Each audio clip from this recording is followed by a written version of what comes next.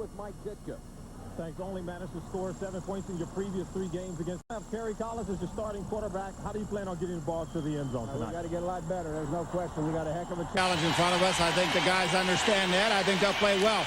We got to do what they'll give us. Take what they'll give us. I don't know what that's going to be, but we'll try to get after them. Now, last night you told me that it was imperative that your defense at least try to slow Steve Young down. How you plan on getting that done? Everybody in the league tries to slow Steve Young down, but they don't do it too well. But we got to change the coverages. You got to throw the timing off a little bit and put pressure on him. That's all you can do. I mean, it's not a hard equation. It's just hard to execute. All right, thanks, Coach.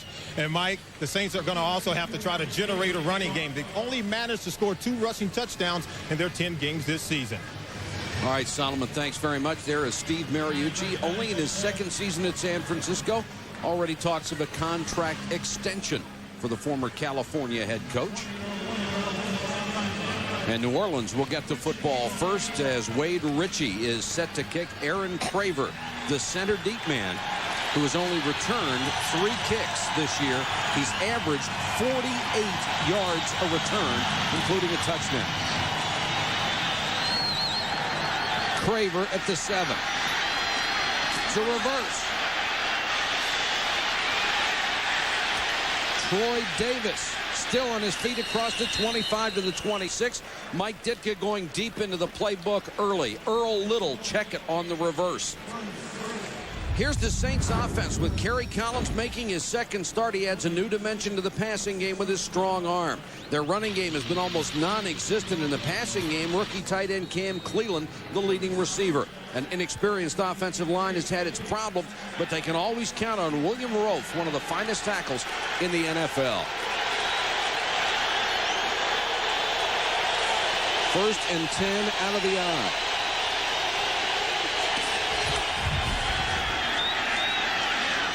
Play action and the bomb.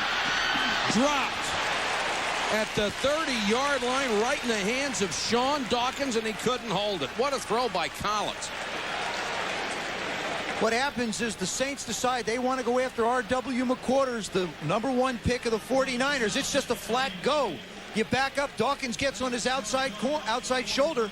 The ball is absolutely perfectly thrown and just goes right through his hands. You know what's amazing about the play they just ran? We talked to the San Francisco defensive guys yesterday. Every single guy to a man said they're going to throw deep. They do it on the first play. Tough break for New Orleans. Would have been outstanding field position, if not a touchdown. Collins to throw on 2nd down. Airs it out again. Contact and a flag. That will be interference. So 2 passes, both incomplete, but it looked like Zach Bronson going to be called for interference on this one. You just can't impede the offensive guy to the ball.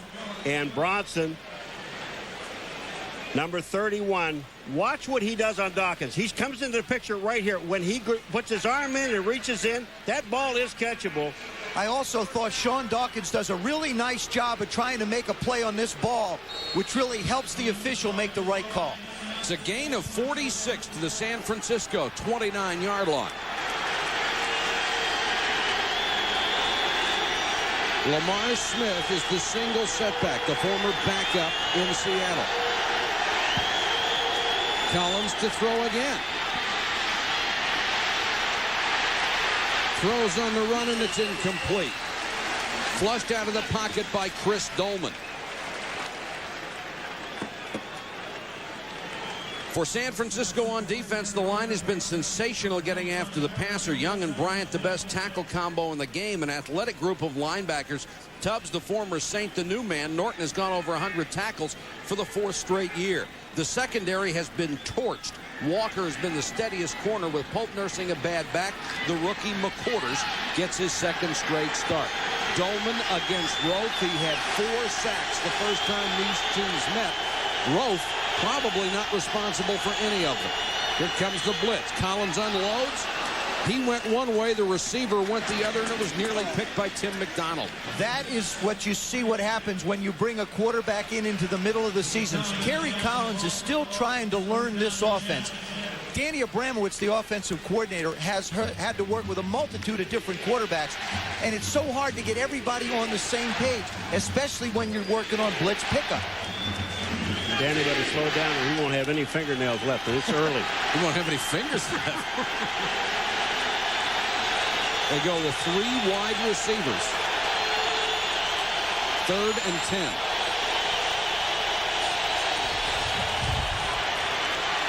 Collins with time, and too strong. Hastings was open at the 20.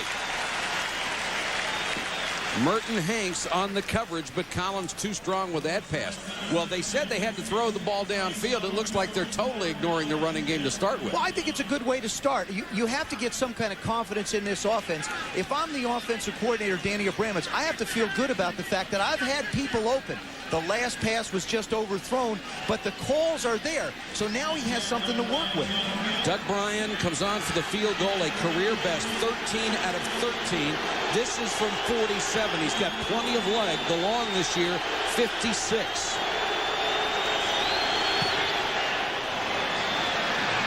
And this one is drilled through with plenty to spare. And the New Orleans Saints take the opening kickoff and helped by a 46-yard penalty, get a field goal. Doug Bryan, who connected on a 47-yard field goal to open the scoring in this ball game, tees it up at the 30, and he will kick to the speedster, Chuck Levy.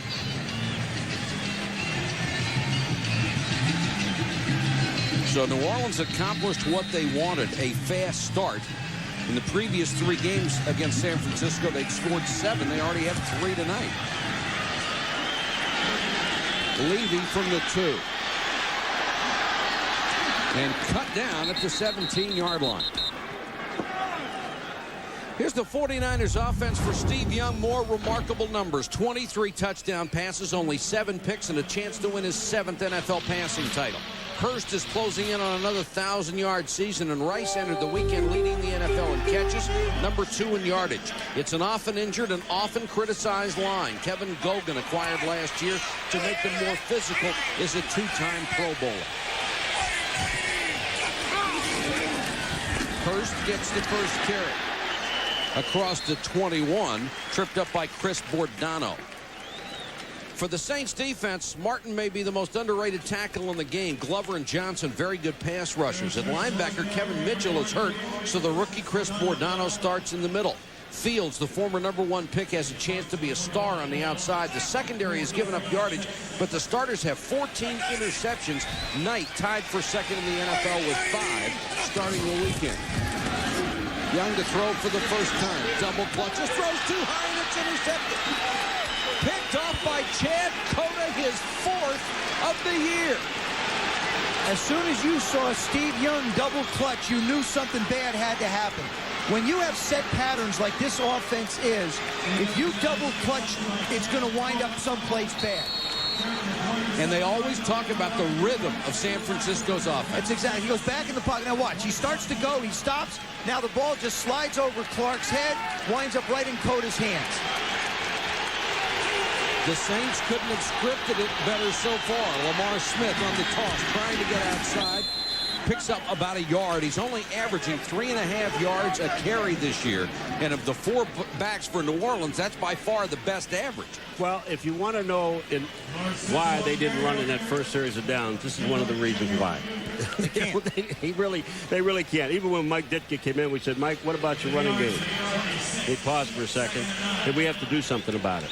They are 29th in the NFL, averaging only 82 yards a game on the ground. Defense has carried them this far.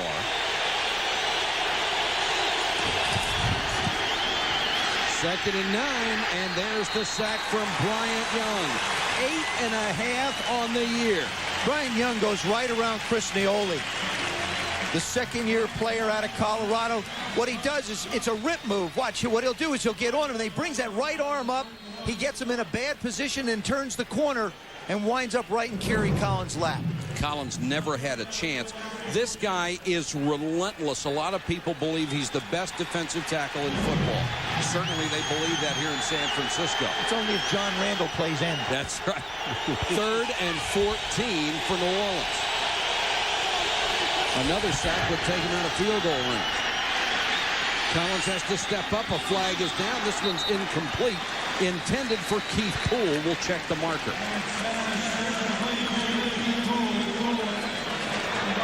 Prior to the snap, false start. Number 74, offense, 5-yard penalty, 3rd down. That's the right tackle, Clarence Jones, the 8-year veteran out of Maryland. Well, the only good thing about it, first of all, it's an incompleted pass, but the best part about this is you get another play, even though Jones is. That play never even existed because it was before the play happened. The only negative part of it, though, Paul, is the fact that you've been moved back 5 more yards now, which makes a field goal attempt, if you don't convert something here, just a little bit more difficult.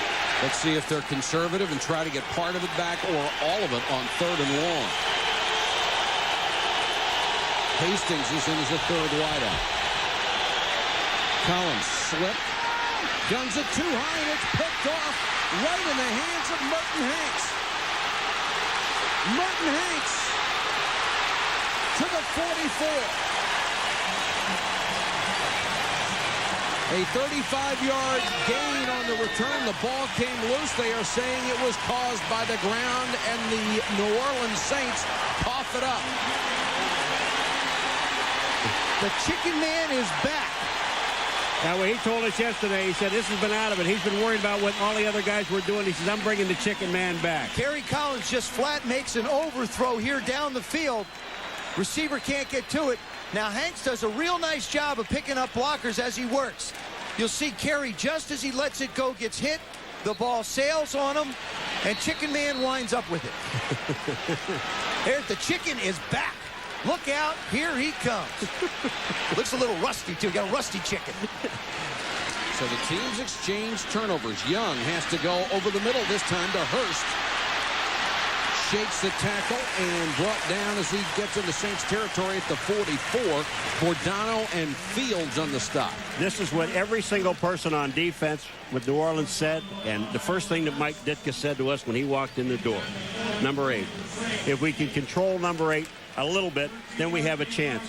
But when you see Steve Young at his best, he looked all over the field and then decided to go to Hurst. Well, he knows his ball club blew a good opportunity when they got the interception, only to hand it back without even the benefit of a field goal try. Young. And just got out of bounds.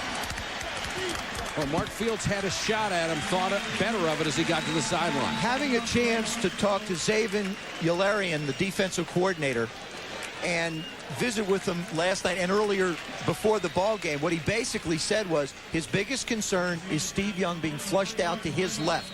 He said, we want to make him go to the right if he's going to run. That time you saw the amount of yards he picked up doing what Steve Young does best, going to his left. They have it at the 33-yard line. 3-0 New Orleans. 10.5 minutes to go. Opening quarter from San Francisco. Hurst. Nice hole. Garrison Hurst runs with his pads down to the 25-yard line. I'll tell you, Brown, Gogan, and Dahlman, Chris Dahlman, the center, those 3 guys up in the middle. Watch Ray Brown, number 65. He's going to pull up and go up into the hole. He gets the block right in the hole.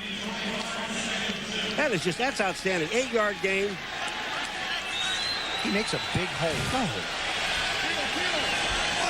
They go with 2 tight ends on this play. Hurst hit in the backfield. Cota was in there in a hurry. That'll be a loss of a yard.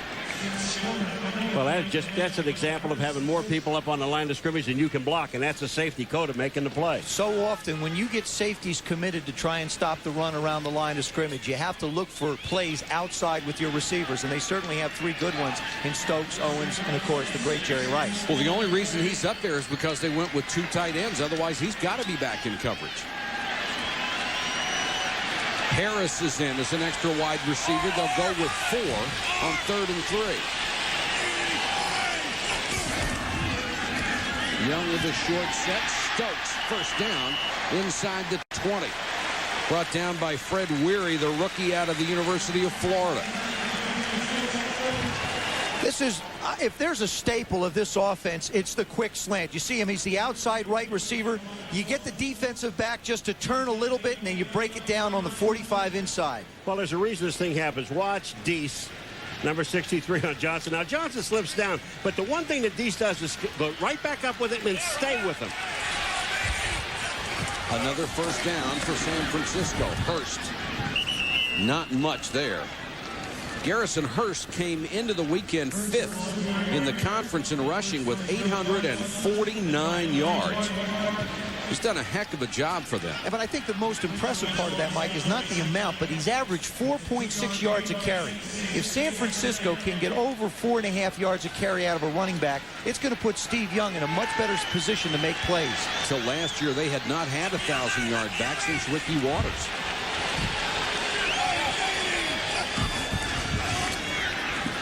Young loses his footing. Somehow gets away, throws to Hurst, and Hurst is belted by Fields. There's a flag down in the secondary. This field is always slippery. Joe Johnson, number 94, is in on Steve Young, and how he gets away just shows you the strength of Steve Young. Tom White is our referee, and apparently it's against San Francisco. Pass interference. Number 83. Offense. 10-yard penalty. 2nd down. J.J. Stokes called for the push-off. Remember, the defensive player has the right to establish a position. There he is up. He starts, oh yeah, throws the right arm out. Fred Weary just got pushed out of the way, and J.J., he's sort of shocked, and I don't understand why. Yeah, J.J. did a nice acting job. Who, me? Didn't push anybody. You mean the guy I pushed out of the picture? 2nd and 18. Irv Smith comes in as his second tight end. Young with a screen to Hurst. Beautifully defensed as New Orleans got Leroy Glover out there from a tackle spot, and he got Hurst's ankle. Joe Johnson, number 94, is having a problem at footing in here. Look at this. He's blocked, but not that badly, and he goes right down. Gets him on the ground. You're right, Leroy Glover. What a play he makes on the screen. He not only fights off, but he gets back out and makes the tackle. That thing had a chance for some big yardage. 3rd and 12 now. Terry Kirby comes in on 3rd and long, and they split him out. Young steps up, loose ball. The New Orleans Saints have it. They have taken it away from Steve Young, the 2nd San Francisco turnover. Jared Tomich was right there. This is so reminiscent of last week's game against Atlanta, where Young made the mistakes early for his offense. Saints defense know they have to play at their best level to have a chance against the San Francisco 49ers. In the previous 3 games, they had scored on 18 of 37 series. Tonight, they have turned the ball over twice in 2 series. Steve Young, an interception and a fumble. Ray Zellers checks in. He's number 34 for New Orleans.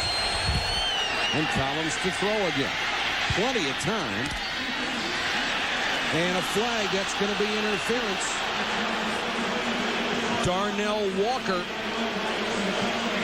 was on top of Sean Dawkins. Joe, I'll tell you what, Kerry Collins, if he has this much time all night long, it's going to be some trouble for the San Francisco 49ers defense. The Saints will get some people more open than that.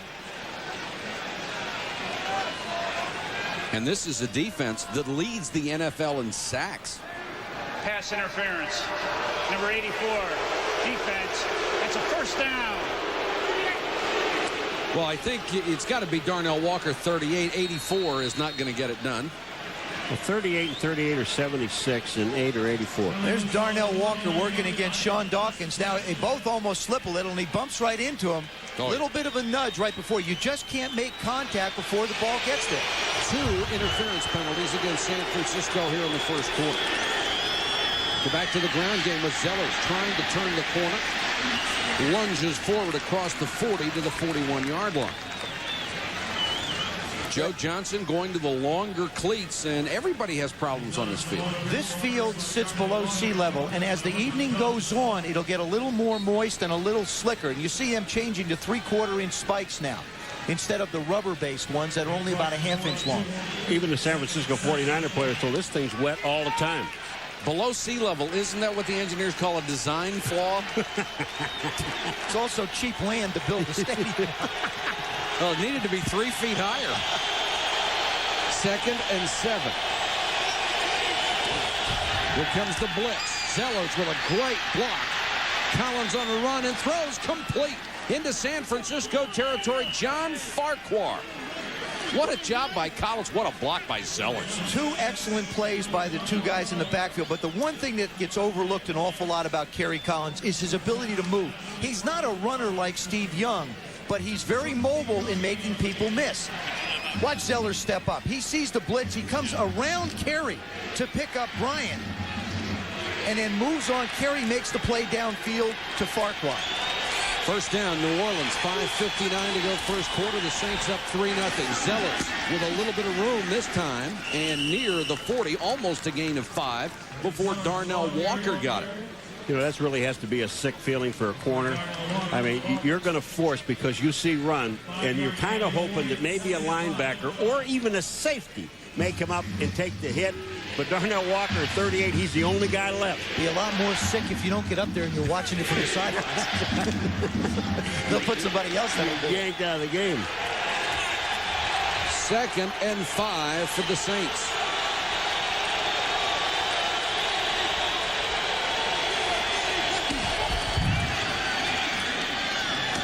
The quick out dropped by Farquhar. Would have been a first down.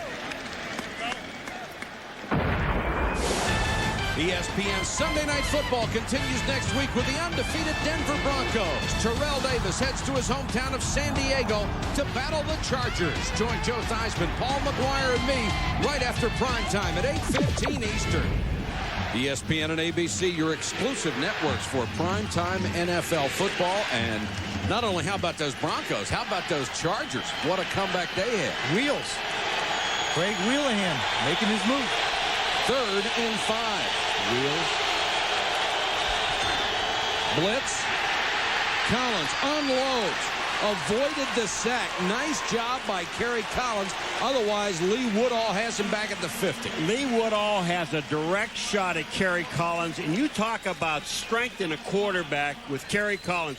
He should have been down. Look at Woodall, straight shot. He's got him around the waist. Look at the presence of mind of Kerry Collins to get the ball outside and at a receiver. Well, he's 6'5", 240. Mark Royals. Levy and McQuarters are deep, and Royals going for the coffin corner. And let's see where they'll mark it out of bounds. Near the 10, but near the 15 at the 13-yard line. Great kick. Royals thought he had it closer than that. 3-0 Saints. The Golden Gate Bridge on a Sunday night going from San Francisco to Oakland, California. One of the great tourist cities in the world. San Francisco takes over at its own 13. They've turned it over their first 2 possessions. Hurst never had a chance. Ball comes out, but he was down. He'll lose a yard, maybe 2, as Joe Johnson was right there. They better find someone to block Joe Johnson, because the strength of this team on New Orleans is their 4 guys up front, and Fiore, number 74, is now the new tackle. Watch this. Joe Johnson gets rid of him, finds Hurst, makes the tackle. Fiore is coming back off of a knee injury, missed 7 games, and he's in there alternating with Deese and Kurt Stratford at both tackle spots. Young has to double clutch again. And Joe Johnson is right there, got him at the 14-yard line. He got back to the line of scrimmage, so that's not going to count as a sack for Johnson, but a great hustle play. Steve Mariucci and Steve Young tried to make a point that they wanted to get some kind of rhythm back in this offense. And the big thing that they haven't been able to do is they haven't been able to create yards after catch. They're not getting a chance to really throw the ball down the field. That's an excellent job by the defense. Watch what Joe Johnson does. He takes 2 people so Glover can get to the outside. Now he finds Young. Watch him get down the line of scrimmage. You want to see some speed? That's after the quarterback. 6'4", 270, he can fly. Terry Kirby in on 3rd and 9. Young with time and throws way too high, intended for Stokes. There's a marker down. You talk about not catchable.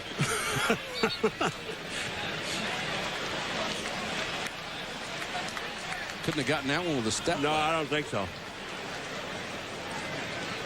And this may be against San Francisco again. There's no pass interference on the play. Ball was tipped at the line of scrimmage. Just an incomplete pass. 4th down.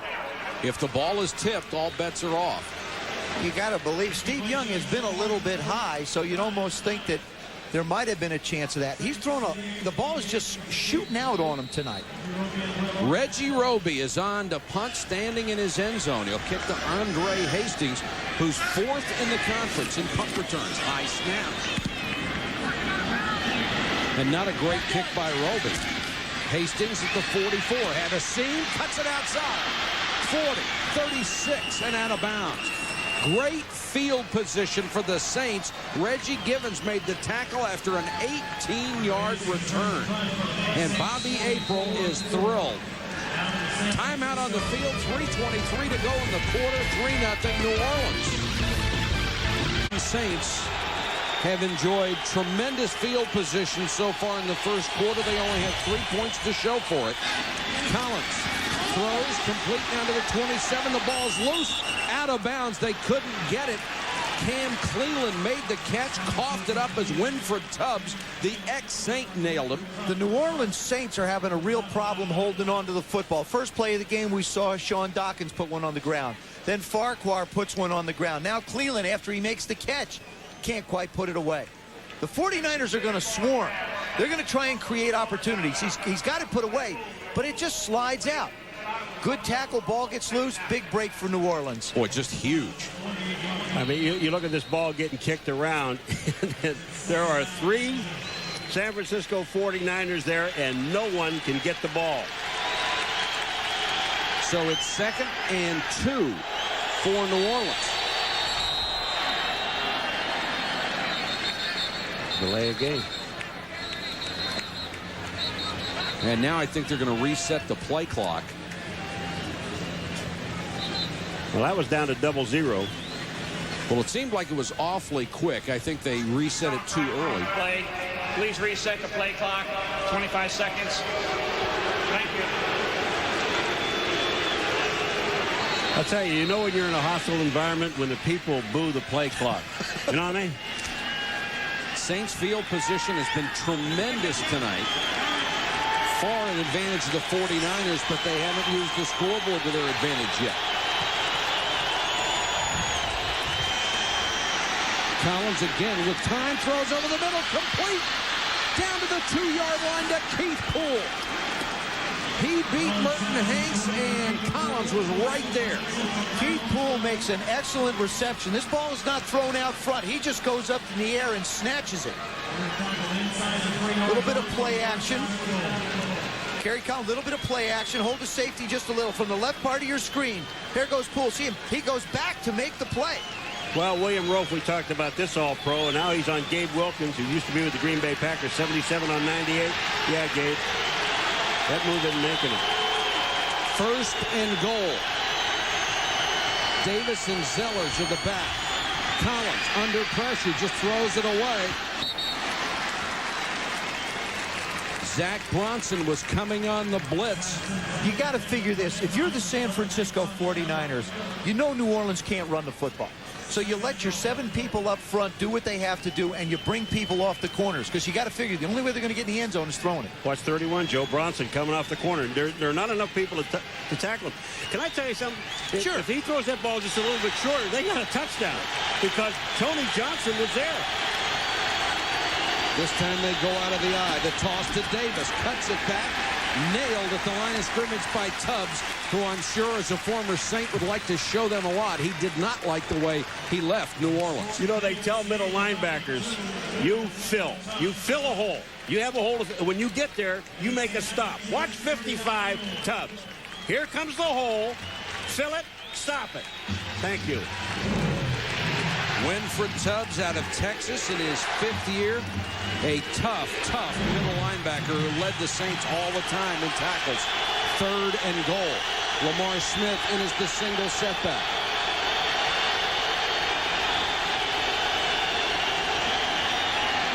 Collins to throw for Dawkins. Flag is down.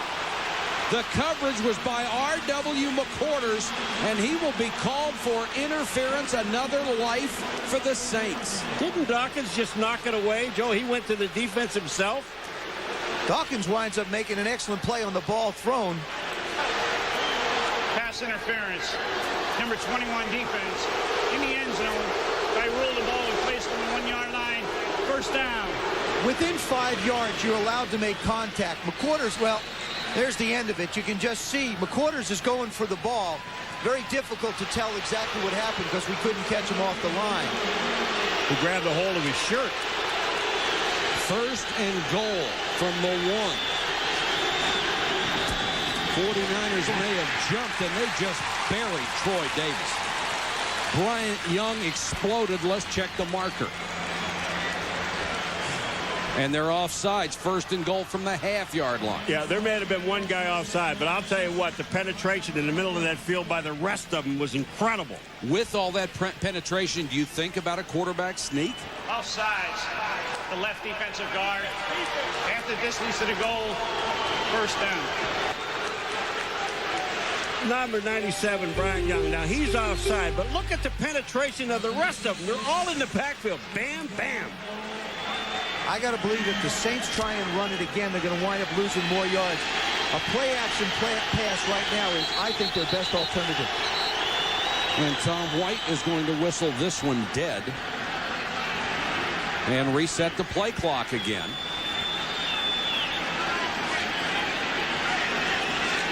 Well, knowing Mike Ditka, the kind of tough guy he's always been. Please reset the game clock to 51 seconds, please. You would have to think his mentality right now is, if we can't run it 4 times and get a half a yard, we don't deserve it. Mike, I don't necessarily believe that because he's a realist, too. He doesn't have a running back that has the ability to pound it in. He'll take 7 no matter how. Davis is the single setback. Quarterback keeper. No signal as yet. He sure looked like he broke the plane, and he did. Touchdown, Collins, behind the left side of the line. Rofe and Turley. I always say, if your halfbacks can't get you near your quarterbacks. Well, your quarterback weighs more than everybody in the backfield. That's right. He's 240, and he's real close. Kerry Collins, this time they do get a good push. You see the center and the 2 guards. Now, that's the view that the official has. Watch number 77, William Rolfe. He's a big part of that push. Kerry Collins just jumps on his back and rides him into the end zone. Doug Bryan comes on for the point after. 34 seconds to go in the first quarter. And the New Orleans Saints are stunning the San Francisco 49ers 10-0. Southwest Airlines Aerial Cam high above 3Com Park for ESPN Sunday Night Football. It has been a shocker so far. The Saints have spent most of the game in San Francisco territory. Just get their first touchdown to go up 10-0. Bryan to kick to Levy, who waits at the 1.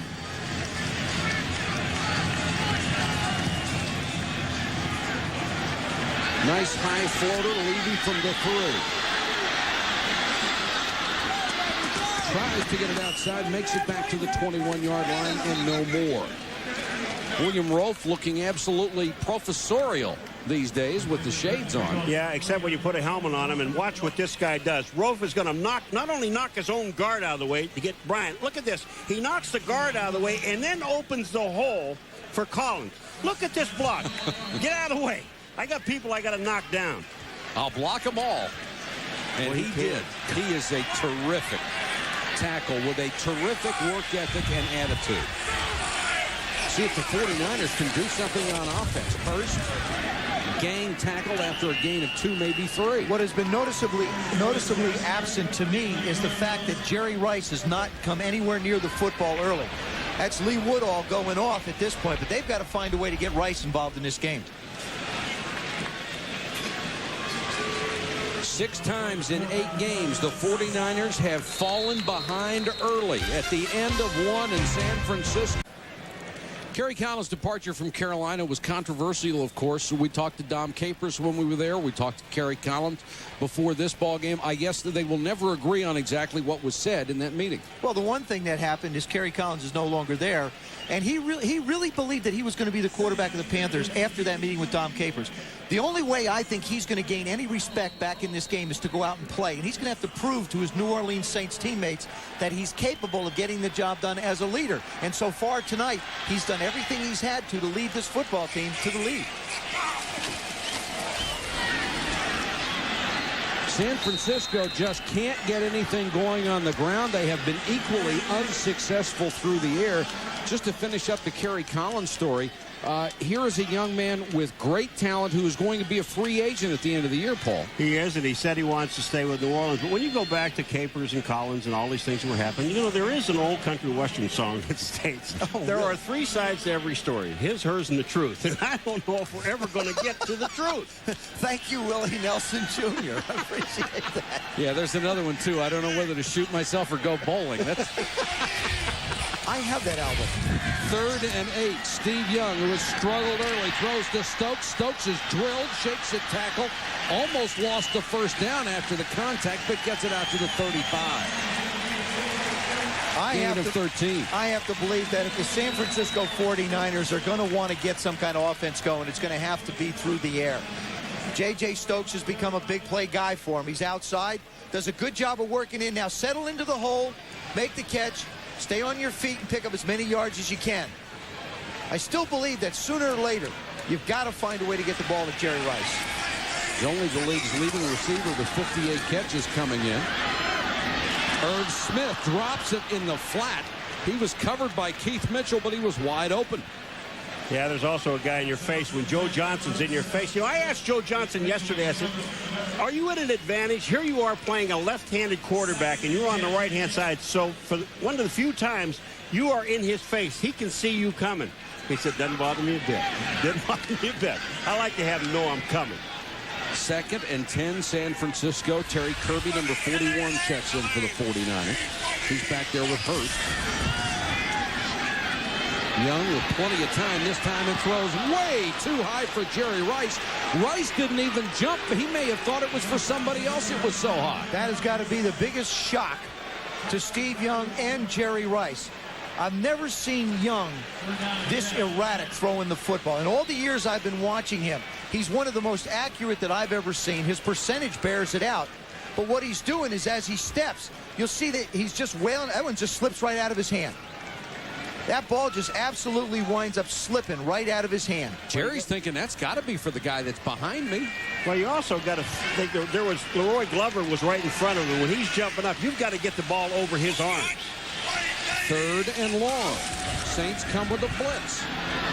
Young out in the flat. Stokes makes the catch. Goes out of bounds right at the sticks at the ESPN 1st and 10 line. And from the line, it would indicate he's got the first down. And Young had to unload that baby in a hurry. Well, you know what's amazing? You're sitting there Friday, Joe, we're watching practice, and you know, you sit there and watch for like 45 minutes, and then you realize, you know, none of these balls ever hit the ground. They don't hit the ground. They're an amazing football team. If they're efficient in their practice, and it usually carries over into the game. So far in this game, it hasn't.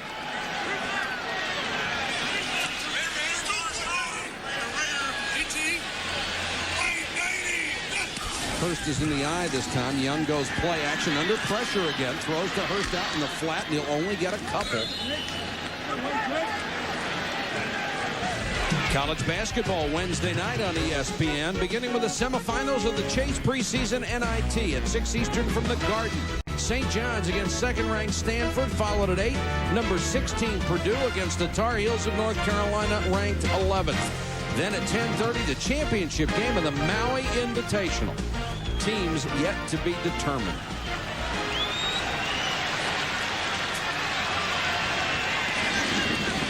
Back to the ground game, and Hurst has had no place to go. Chris Bordano, the rookie middle linebacker who is in there for the injured Kevin Mitchell, makes the stop. You know, this has really got to make Mike Ditka and the defense people just absolutely happy, because you put a guy like Chris Bordano in the game who is a rookie, and he comes up and makes a big play. There's Kevin Mitchell, the injured middle linebacker, who has to love what his replacement has been doing. Hurst has 8 carries for 15 yards. The numbers on Mitchell, the former 49er, and these teams have exchanged a lot of personnel. 3rd and 6 for San Francisco. Young with a short set has to double clutch again. Stokes to the 41-yard line. That'll be a first down. Fred Weary with the tackle. Right now, J.J. Stokes is the main target. If I'm the 49ers right now, I have to take a shot down the field. You know, you just can't continue to nickel and dime. They've done a terrific job against Mariucci's offense. I believe sooner or later, and this will be a great opportunity to take a shot down the field. Stokes right now is just looking for traffic. You see him throw the elbow up again. He's just bumping off of people, trying to find a lane for Steve Young to be able to get him the football. First down at the Saints 41. 11:21 to go in the half.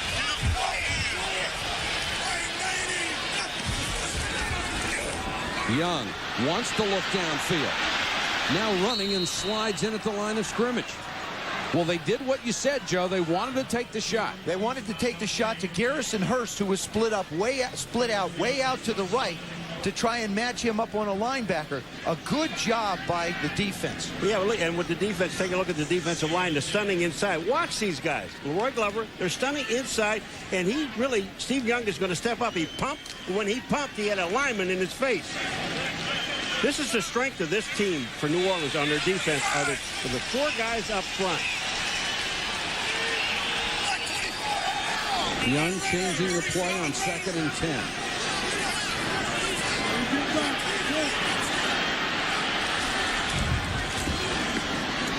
Again, a double clutch. Ball's loose. New Orleans has another turnover. Steve Young's 2nd fumble.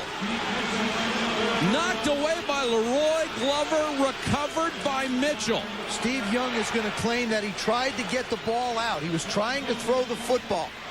When you see that beanbag come out, that means it's a fumble. You know, this is almost like a bailout, too, because they had Chad Cota, number 37, as a safety coming up.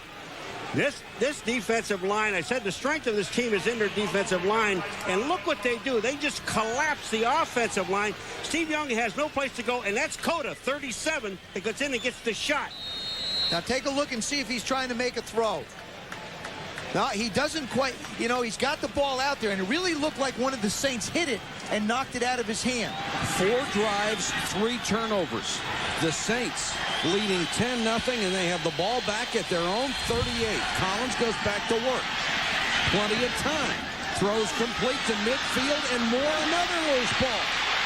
And the 49ers will cover this one. Recovered by Tim McDonald after Winford Tubbs knocked it loose. Holy cow. Sean Dawkins didn't put it away and paid for it. That's just some really smart defensive back play. When a receiver is running away from you, you have to expect that the guys are going to come up behind and knock it out of your hand. You've got to protect the football. 49ers would like to reach for some offense. They have shown precious little of it. They've turned the ball over 3 times in 4 possessions. And they trail the Saints 10-0. Glover got an early start on this one and dumped Steve Young. Was he drawn off?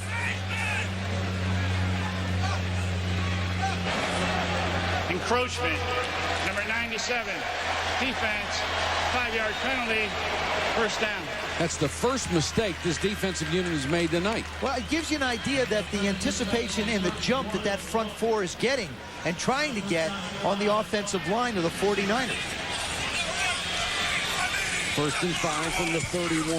Hurst, who's had no success, slips a tackle this time and gets to the 38. Let's go to Solomon Wilcots. Yeah, Mike, there was rain in the San Francisco area yesterday, and because this field is below sea level, well, it is plenty wet, it's very slick, and it's impossible to keep the ball dry. The players have already fumbled so many times in this ball game, they're going to have to be cognizant that the ball is wet and do a better job of holding on to the football. Mike? Solomon, you're absolutely right. 5 turnovers in a quarter and less than a quarter and a half. Rice and Owens, the wideouts on 1st and 10. Jerry Rice has yet to catch a pass. Young, high, and Owens brings this one down at the 49. It's a good thing Terrell Owens is 6'3". You know, this has been going on for almost a quarter and a half. Young throwing the ball high. What is happening is when the ball comes out high, you're not stepping all the way through and following through. You're pulling the trigger back. It's a good thing that Terrell Owens is as big as he is. He goes up and makes a nice play, gets to an extension to get it. All right, the Saints have changed some people. There's Troy Wilson. Derek Deese is blocking on him. Troy Wilson is 79. They're giving Joe Johnson a break. Hurst behind Edwards. A yard and nothing more. Bordano and Jared Tomich, who is really coming on as a second-year defensive end out of Nebraska, are in on the stop. One of the things that when you talk to Steve Young and the 49ers, they have to feel and get into a rhythm. So far, the Saints have been able to take them out of that by jumping the routes, by not allowing Steve Young to get the ball out in his normal rhythm and timing. And it has really disrupted his accuracy. If you let him sit back there, he will literally pick you apart as he has for years. Hurst, 5 yards to the Saints' 45.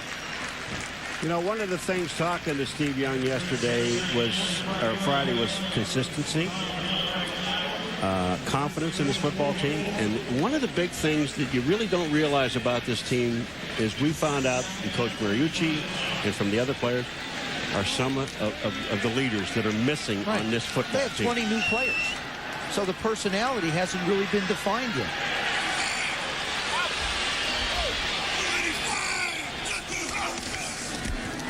Hurst on the delay. Tomich makes another tackle. I'll tell you, I'm looking at the defensive linemen and linebackers for New Orleans. They're just running and grabbing at people. They're doing their assignments. They're filling the holes, and they're grabbing people. Your Aliens linemen are going to get a hold of somebody. One of them might have the ball. Exactly. It's sort of like a potluck grab up there. If you're going to run it, we're going to grab everybody you have running. 3rd and 4. Must be a spy. You see him get the spy sign? 4-man front for New Orleans. Young under pressure, double clutches. Kirby, great move to get extra yardage. Terry Kirby with a first down. If he doesn't make that little spin move, he doesn't get it at all. He just plants Keith Mitchell, number 59, the linebacker, and leaves him there. This throw is just a dump off to Terry Kirby, but the move that he makes afterwards, watch this. Inside, back outside, Mitchell stays there, Kirby goes.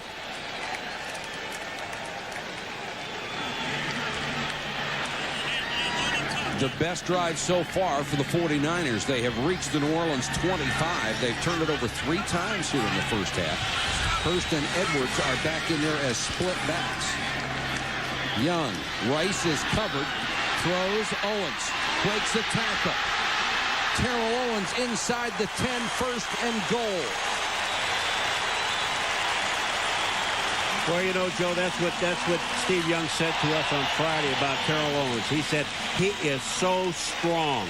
Not only that, he said we've got to find a way to get the ball in his hands. He's the outside receiver, number 81. He wants to go to Jerry Rice quick. Owens does a nice job of set up. Now look at that. Here's the power. 2 guys bounce off him, winds up on the 7-yard line. It was a breakout year for him last season when Rice was injured. He stepped up with 60 catches for over 900 yards. 1st and goal. Young, the quick out to Owens. Breaks a tackle. Breaks another. Touchdown. The ball came loose, but after the touchdown signal. Oh, man, does he dance. This is a boom-ba-doom-ba-ding to go. What? That was sweet. Here he comes in. You're going to see him come in motion this time, and all they're trying to do is isolate him on the corner. He makes the play. The corner widens out. You give Molden a little move. You give Cota a little move. You got Edwards out in front. You're in the end zone for 6. Young has hit 11 out of 15 for 116 yards. The point after is good, and Terrell Owens with his 8th touchdown catch of this season. The 49ers back within 3.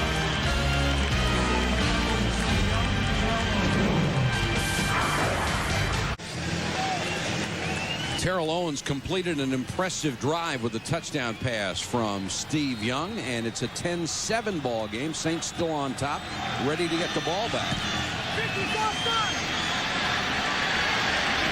Craver a yard deep. He'll bring it out.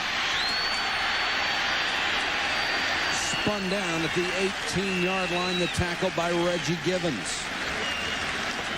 5:20 to go first half. A 3-point game from San Francisco. We'll be back in a moment. Hey, we're back. Now, we'll be back in a moment again. The crowd back in it after their club scores, and they'll whistle this play dead.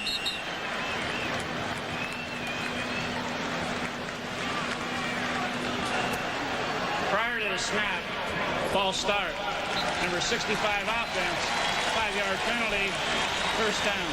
Chris Naoli, the second-year right guard out of Colorado. These are the kind of mistakes that the Saints can't afford to make on offense. You can't keep winding up 1st and 15.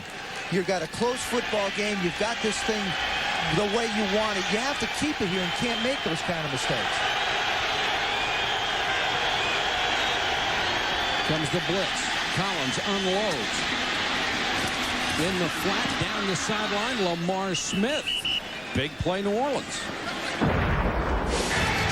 Monday Night Countdown tomorrow night at 6:30 p.m. Eastern. Join Mike Tirico, Tom Jackson, and Sterling Sharp for the latest word around the league. Then at 8 on ABC, it's Monday Night Football. Drew Bledsoe and the Patriots battle Dan Marino and the Dolphins in a big AFC East battle. ESPN and ABC, your exclusive networks for primetime NFL football. Collins to throw again. Dumps it short, and Smith will get to the 37-yard line. They gain about 5. You notice the difference when Steve Young goes back to pass. There's so much hesitation, so much doubt what he wants to do. Kerry Collins goes back, he sets, and he gets the ball right out with a lot of decision. Kerry's done an excellent job of doing what he needs to do in finding receivers. Looks down the field, doesn't have it, comes right back to the middle. Okay, there's my outlet. Let's get him the football. Well, as much as he struggled a year ago, people forget so quickly that in '96, he took the Panthers to the NFC Championship game and went to the Pro Bowl. And his touchdown interception ratio before he left Carolina was 9 TDs to 5 INTs. Collins with plenty of time and throws, caught at the sideline. Down to the 35-yard line, Cam Cleveland, the tight end, his leading receiver, and boy, did he fit that one in there. Oh, this is a sensational throw. Kerry Collins just does an incredible job. Backpedaling to the left, he just gets enough arc on this thing to come in over the defender's head and slide it absolutely in perfect. Merton Hanks could not get there. You know why he has the time? William Rolfe, we talked about him, 77. Dolman, 56. Look at this. Watch how far inside he takes him. All the way past the quarterback to the other tackle. Kerry Collins has hit 6 of his last 7. And they are pass happy tonight. Collins with time, throws short, more guys falling down. Keith Poole, who as the ball is underthrown, tried to come back and his feet went right out from under him. So this is one of those plays that Kerry Collins threw that ball where he wanted to throw it. Yep. Behind the receiver, so the receiver comes back on the ball. What happened was the receiver, Poole, couldn't get his feet.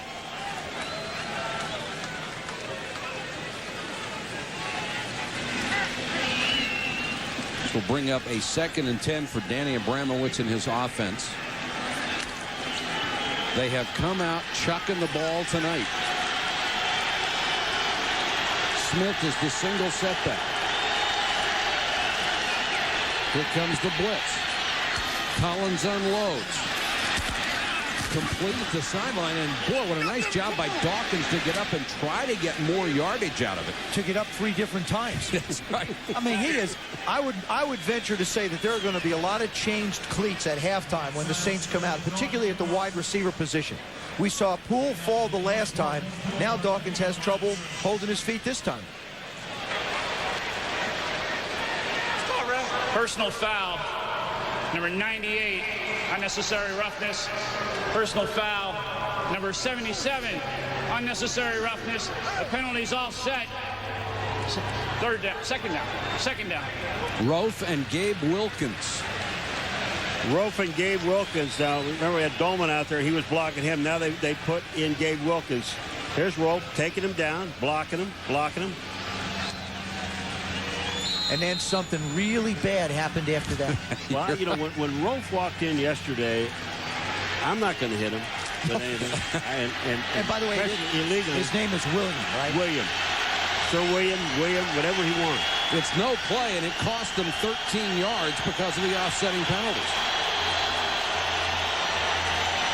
Collins throws short, and again, Poole fell down as he tried to make his cut. The reason why a receiver falls down, first of all, you have to understand the Saints most of the time play on artificial surface. So the footing is going to be very solid, very sound. You come out here, what happens is you want to make a cut. You get your body leaning one way or the other, and your feet are behind you or in front of you. They're going to go right out from underneath you.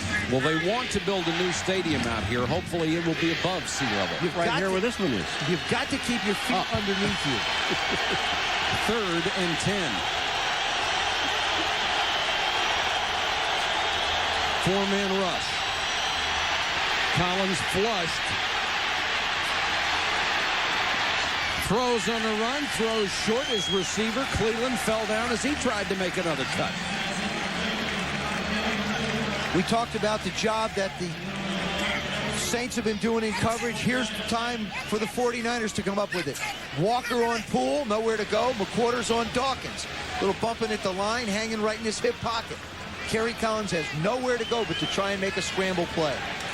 And they set up for the field goal. Doug Bryan, as long as 56 this year, he's already hit from 47. This will be from 53. 14 for 14 this year.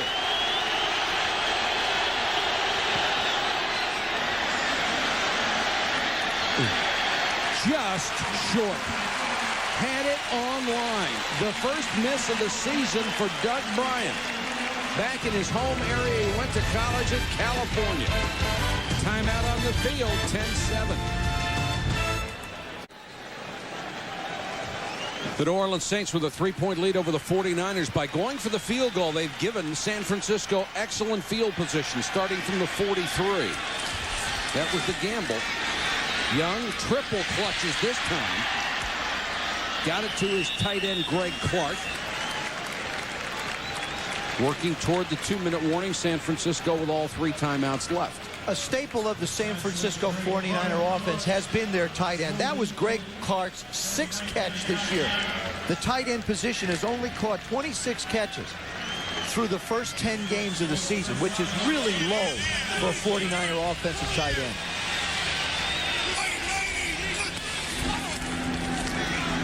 First opening the flat. Young decides to go the other way.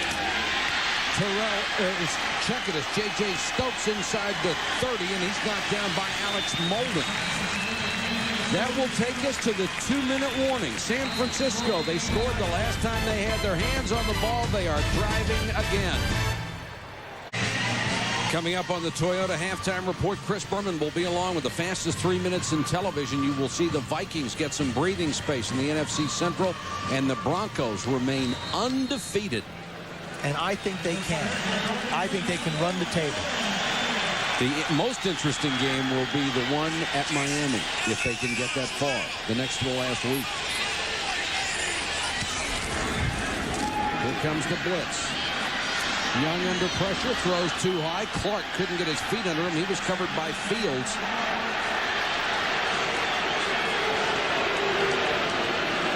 Jerry Rice does not have a catch in this ball game. Owens with 3, Stokes with 5, and the greatest receiver in the history of mankind has not caught a ball. And I also want you to take a look at the yards after catch. A total of 20 yards after the catch tonight for this offense. That's a big reason why Mariucci's offense continues to struggle. They're all by Owens. They sure are. 2nd and 10. Terry Kirby is the single setback. And Young has to take a timeout. He couldn't get his people set. And the play clock was winding down. 1:55 to go in the half. Saints, Paul, you didn't like that field goal call, did you? Well, I don't think Mike Ditka's going to agree with me not agreeing with him. I'll tell you right now. Kicking that field goal and giving San Francisco the ball on the 43, I thought was a mistake, because San Francisco just came off of running the ball down the field and scoring a touchdown, and offensively New Orleans hadn't been doing well. Four wide receivers draw play to Kirby. He's drilled as he got to the 21. Mark Fields is going to be a star in this league, made the tackle. But the point to be made was that you just don't ever give San Francisco the football on the 43. Now, I know they didn't plan on missing the field goal, but it was a 53-yarder on this wet field. Chris Dahlman, number 67, and Ray Brown, the left guard. They do a nice job up the middle. You see him take the nose tackle, make Ray Fields make a play 8 yards down the field. If you can make linebackers make tackles that far down the field, you're doing a good job up front. 3rd and 2 with the clock running down to 1:20. Young wants to throw for it. J.J. Stokes inside the 10. 1st and goal, 49ers, and Young wants a timeout. That will be his second. Timeout, 1:11 to go in the half. 49ers trying to take the lead. To go in the first quarter, they are picking on the rookie in the Saints secondary, Joe. What happens, you go 3 wides. That means that Fred Weary comes in at the nickel. He winds up at the cornerback spot, and he winds up covering J.J. Stokes or Terrell Owens outside. Here's a young guy that's getting a baptism of fire. 1st and goal for Young. For Rice, incomplete. He was covered by Tyrone Drakeford, the former 49er. There's Tyrone Drakeford one-on-one on Jerry Rice. Tyrone Drakeford, you know, he practiced against this guy enough. He knows everything that Jerry Rice is going to do. Look at Tyrone. He's going to take the inside away. If you want the outside, you've got it. Inside, you're not coming in here. Jerry Rice coming off of those 2 knee surgeries last year, and he doesn't have that crispness back in his cuts yet. By his own admission, I don't expect Jerry Rice to feel or look like we know what Jerry Rice is about until 1999. 2nd and goal. Empty backfield. Young. Owens. Touchdown.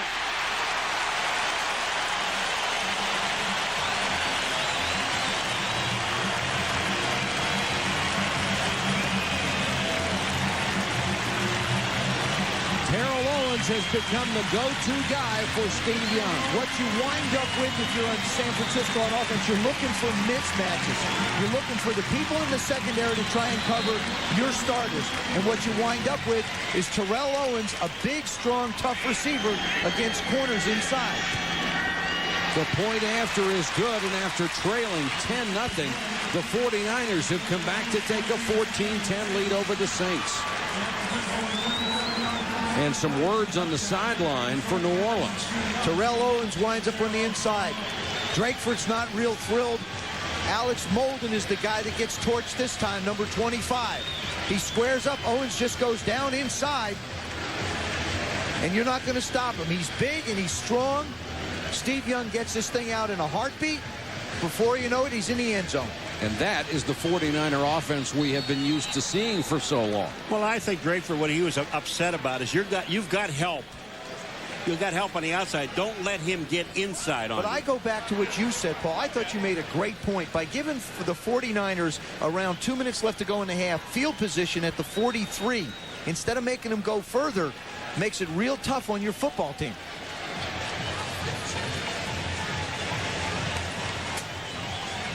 Drakeford unhappy on the sideline. He may have been able to tell his teammates what was coming on that play, too. He had seen it enough, as Paul said, in practice. Well, we saw the time before how much of an inside position he took on Jerry Rice when they tried to throw the post to him. 1:06 to go in the half. New Orleans has all its timeouts left. You can bet Drakeford with extra incentive in this game.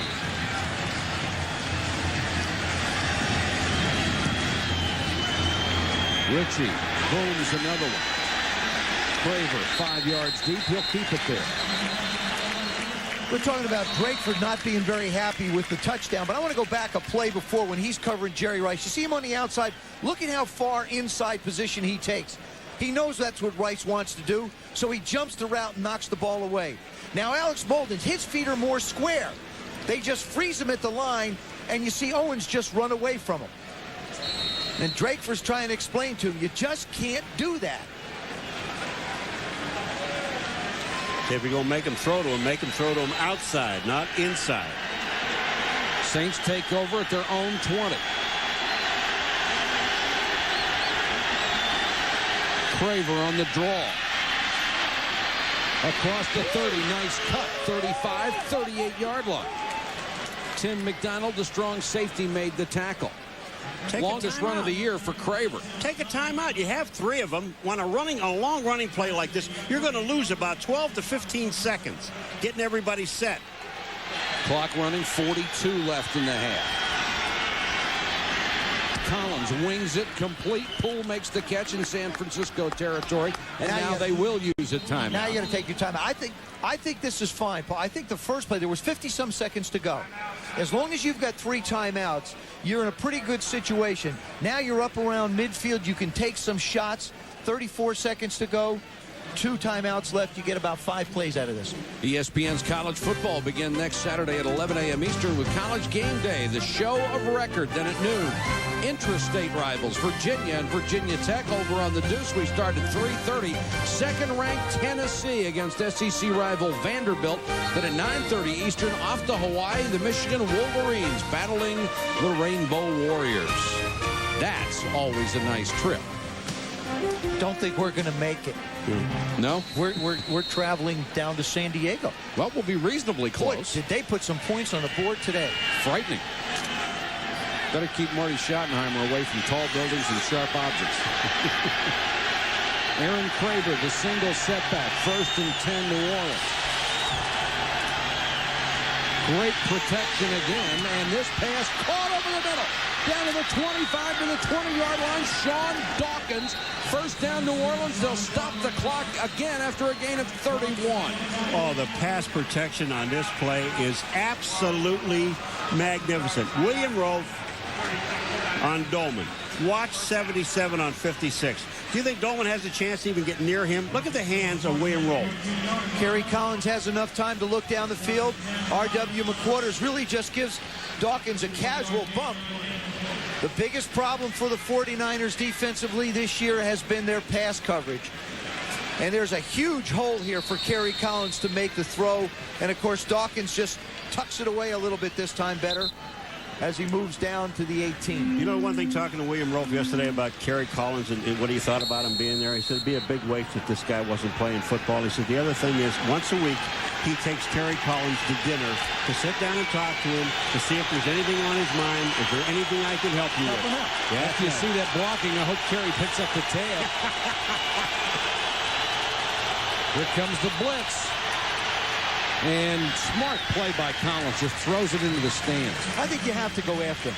It's obvious that the 49ers cannot generate any kind of a pass rush, just rushing 4. Which is amazing because that front 4, Barker has 11 sacks, Bryant Young 7.5, Junior Bryant with 4, Dolman has 11.5. But I think you also have to take into consideration this Saints front. They may not be household words, but those 5 guys up front, other than Wolf, whom everybody is aware of, are doing an excellent job of protecting Collins. They have been sensational tonight. 19 seconds to go in the half.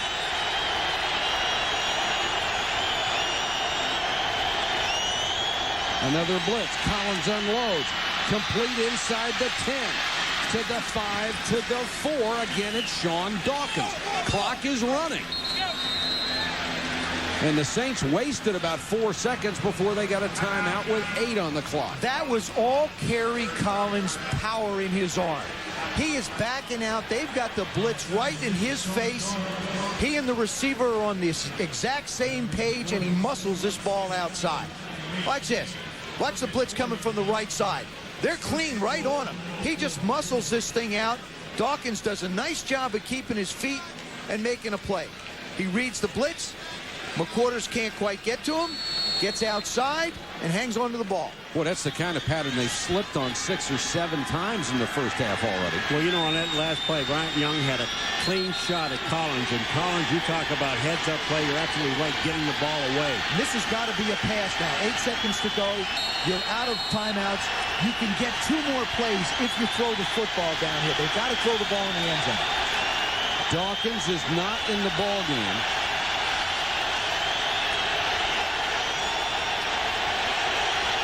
Brett Best, number 89, comes in. Cleveland is in the slot on the right. Collins looks this way, incomplete in front of McQuarters, intended for Hastings with 4 on the clock, and here comes the field goal unit. It's the right call, though, by Danny Abramowitz, the coordinator. He does a good job. If you're going to throw down there, you got to throw it into the end zone. It's a touchdown or it's an incompletion, and you preserve the opportunity for the field goal. This was almost, Joe, the perfect pass. I mean, McQuarters is there, but that was almost the perfect pass for Hastings. Doug Bryan, who was hit from 47 and missed from 53, will try one from 22.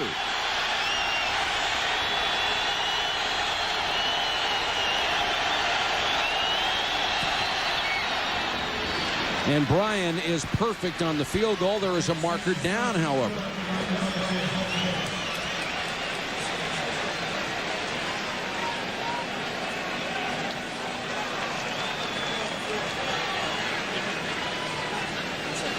Unsportsmanlike conduct, the preliminary signal against the 49ers. Well, that's the end of the half. Now, sometimes on field goals or PATs, guys try to help each other or step on another player, and that's a penalty.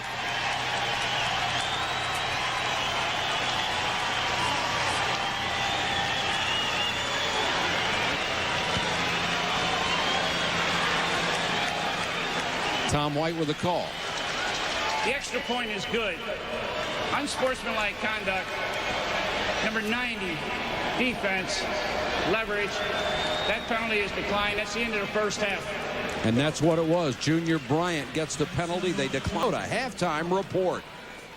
All right, Michael and company, thank you very much. So the Saints hanging right in there with the 49ers, who find themselves in another nail-biter. And there were some nail-biters and wild finishes today in Week 12 of the NFL. A lot of games between teams number 1 and number 2. One of those was Oakland at Denver, where the Broncos were trying to become the 10th team in NFL history to begin 11-0. To Mile High Stadium we go. Terrell Davis at 162 yards. He is almost 1,500 for the season. Broncos lead the Raiders 10-0. After the Raiders got to 20-14, John Elway went over the 50,000-yard mark for his career. Touchdown, Rod Smith. 40-14. Denver goes to 11-0. Jacksonville at Pittsburgh. Pittsburgh started the day 2 down to the AFC Central. Dwayne Washington had not 1 but 2 INTs for touchdowns. Then Steelers, Cordell Stewart to Mark Bruner. Washington's second pick came later. 30-15 Pittsburgh. They're within 1 of the Jaguars. Doug Flutie, Andre Reed, Bills at home against the Colts. Look at Reed, turn around to Tyrone Poole and say, get out of here. 0-3 start. Bills now 7-4, 34-11 Buffalo. Jets at Tennessee, battle of 2 6-4 teams. Vinny Testaverde to Keyshawn Johnson, breaks open a 3-3 tie, makes it 10-3 Jets. Curtis, my favorite Mike, 100-yard day for him. 24-3, Jets started 0-2. They're 7-4. Chicago at Atlanta. Chicago smelling upset. Boom! Jim Father Flanagan the hit. Sean Lee the touchdown. Bears lead the Falcons 13-3. Chris Chandler would lead with a sprained ankle. Before he did, he hit Todd Kinchin touchdown. 20-13 Atlanta. They're 9-2. Never been that before in team history. Seattle at Dallas. Warren Moon to Joey Galloway, and Dion pulls up with a sprained toe. Cowboys lead only 2-16-14. Aikman to Billy Davis, touchdown. Cowboys win at 30-22 to go 8-3. Detroit at Tampa Bay. Ron rolling on a Rivers had 1 carry. Boy, did he make it count. 36 yards. Lions to a big lead. Now it's only 28-25, 2 minutes to go. Trent Dilfer, pass tip, picked off Ron Rice. Lions win 28-25. Philly at the Giants. 2 worst offenses in football. At least the Giants scored. It's Gary Brown. Giants win 20-0. Carolina at St. Louis. 3 minutes to go. Panthers lead 24-20. Roman Candle Pfeiffer picks off Steve Berline. Could go all the way. The Mark Carrier strips him of the ball. Carolina falls on it. The day is saved with a touchback. And then Steve Bono, I don't got you, babe, to Amp Lee. Panthers hold on to win 24-20. Priest Holmes became a pope in this day. Holmes, 38-yard gain for Baltimore and Cincinnati. 4 plays later, Holmes caps off a 227-yard day for him. The Ravens win 20-13. Wild Chiefs and Chargers game. Chiefs lead 37-31. Craig Wheelahan in the end zone. James. Welcome back to San Francisco, California, where the 49ers are leading the Saints 14-13. We're almost ready to start the third quarter of play. This is not the normal score between these teams. The last three meetings, 87-7. San Francisco, but what makes this one different, Jerry Rice has not caught a pass in the first half of play. It is stunning because it's the first time he's been held without one since 1992. They tried to get a couple of them to him, but they were a little high. Yeah, just a little high. And also, I think the Saints have really done an excellent job in the secondary of jumping all the shorter routes. I really feel like the 49ers are going to have to try and go down the field a bit more in the second half and create some big plays for themselves. Rice upset with himself a week ago for a couple of drops. One would have been a touchdown. Saints to kick off as we start the second half. Chuck Levy at the 1. Gets it to the 23 and no further. San Francisco will start from there. Let's take a look at the first half stats from this ball game, and one of the biggest stats in this game was turnovers, 5 in total. San Francisco turned it over 3 of the first 4 times. The rushing game virtually non-existent for both teams. San Francisco leading in the time of possession. That's something they rarely do. They score so quickly. Hurst and Edwards in the eye. Hurst, and they'll blow the play dead. An inauspicious beginning to Prior to the snap, false start. Number 66 offense. 5-yard penalty. First down. Kevin Gogan. Let's go to Solomon Wilcott. Solomon, what do you have?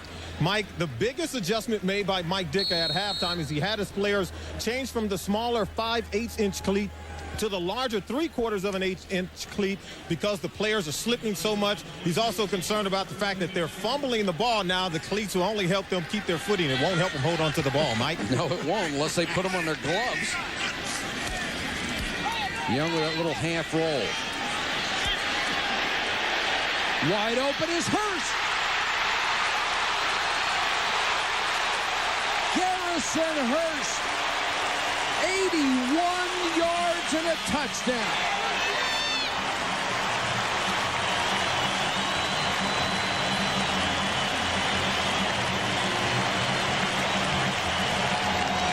That time, instead of dropping straight back, they went with a little half roll, and it bought him some more time. Well, what it managed to do is it manages to allow him to get lost.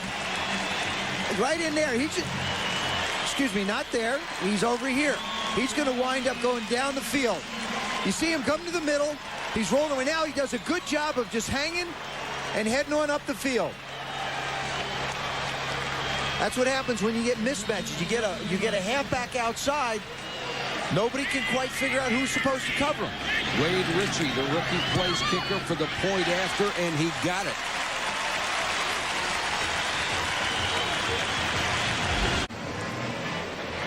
Garrison Hurst after an 81-yard touchdown reception from Steve Young. He was split out as a flanker, and the 49ers had Sammy Knight beaten on the play. Couldn't catch him. 21-13 San Francisco, and Ritchie set to kick off again. That is the quick strike San Francisco offense that people have come to see over the years. Craver again from the 1. Hammered at the 18. Let's go back to the touchdown, Joe. What happens, Mike, is this really is a design play. What you want to do is you want to get the backside receiver right here, which is Garrison Hurst. He's just going to come on down and lollygag a little bit. As Young rolls out, he blows up the field. But watch Sammy Knight bite as Young rolls out to the left. Knight now bites up. Now, as soon as Hurst sees him bite up, he takes off and turns on the jets. And it's thrown back a long way to the backside. And Marty Morningwig, the offensive coordinator, finally gets a big play out of his offense. Now, how will the Saints respond? Collins comes out to throw, finally pressured and sacked at the 17, Bryant Young. You hear so many times about coverage sacks. Now, I'm not taking anything away from Bryant Young, but this is a coverage sack. McQuarters downfield. Dawkins is covered. Everybody's covered. Here comes Cleveland. He's covered by the safety, McDonald. Now, Bryant Young, number 97. Look at this. The blocking is there. And look at when Kerry Collins kind of steps up inside, Bryant Young is there. But that is truly a coverage sack. 2 on the night for Bryant Young. He now has 9.5. Tremendous number for a defensive tackle. Collins unloads to the outside. Poole has it knocked away. Nice job by Merton Hanks. The ball hung. That is another thing that's been missing from the San Francisco defense is the big plays out of Merton Hanks. He hasn't had the opportunities. He's only had has had no interceptions up until tonight. But you see McQuarters winds up letting him go. Now, Hanks, this is what he's supposed to do. He's supposed to roam and cover out there and make plays like this. When Merton Hanks can roam in the middle of the football field from sideline to sideline, it's hard to throw the ball down the field on San Francisco's defense. Poole has been their big play guy. Andre Hastings checks in as a third wideout. Good protection again for Kerry Collins. This one is stabbed for a first down out to the 35, and the ball comes loose. San Francisco has it.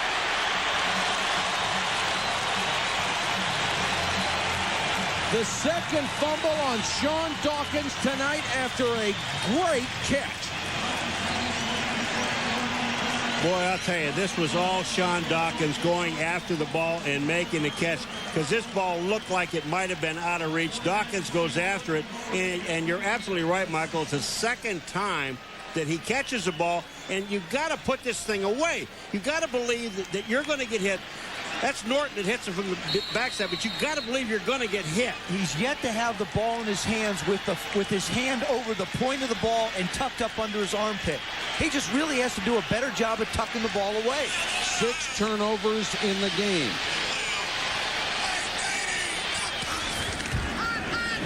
Young goes right to work. That one's tipped at the line of scrimmage. It was intended for Stokes. Wayne Martin, the veteran defensive tackle, got a hand on it.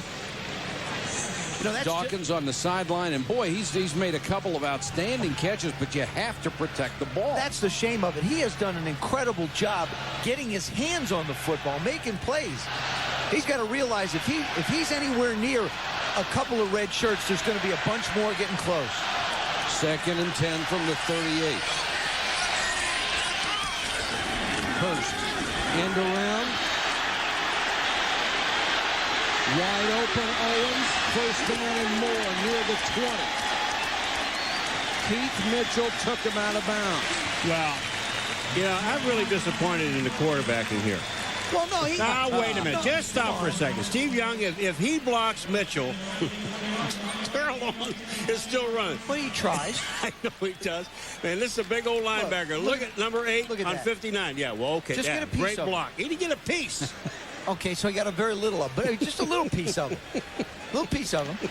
It's okay, Steve. I'll defend you. Don't worry. Good job, Steve. Just get me right. Hurst goes out as a flanker again. Edwards is the single setback. 49ers clicking on offense now. Young to Edwards. Edwards fights for 9, almost gets the first down at the 10-yard line.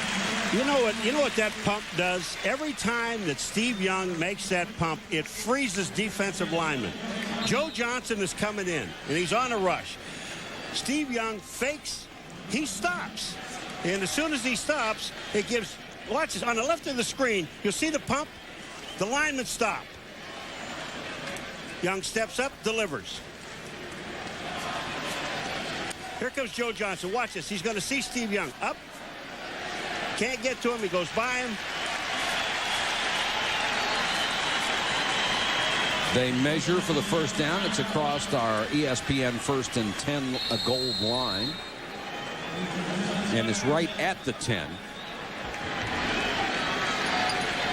It's a real good innovation. You know that? For when you're at home, because I was home that one weekend I was sick. Yeah, we know you took a weekend. I took a weekend off. It is really nice to see that line. It isn't pure, but it's there. It gives you something to look at. Play action. Nice fake by Young. Got to run for it. Now he throws and through the arms of Clark. Boy, Steve Young gave you the whole arsenal on that one. Yeah, the only problem, Joe, is when he bootlegged and came out to the outside, there wasn't anybody to throw the ball to. The Saints did a real good job of not allowing Clark to get there in a hurry. You can see Young's looking. Now he's got to turn it on. But just before he goes out of bounds, manages to set and fling it. Clark's got a shot at this thing. Just gets through his hands. Second down from the 10.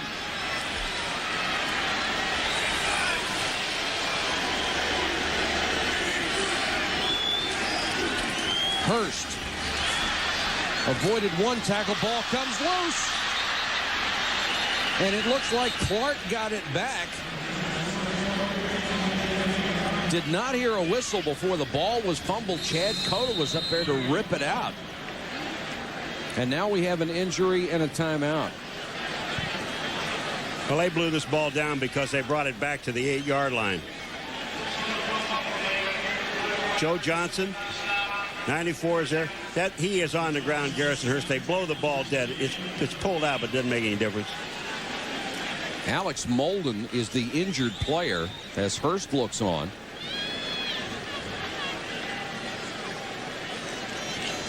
First corner ever taken in the draft by the New Orleans Saints in '96 out of the University of Oregon.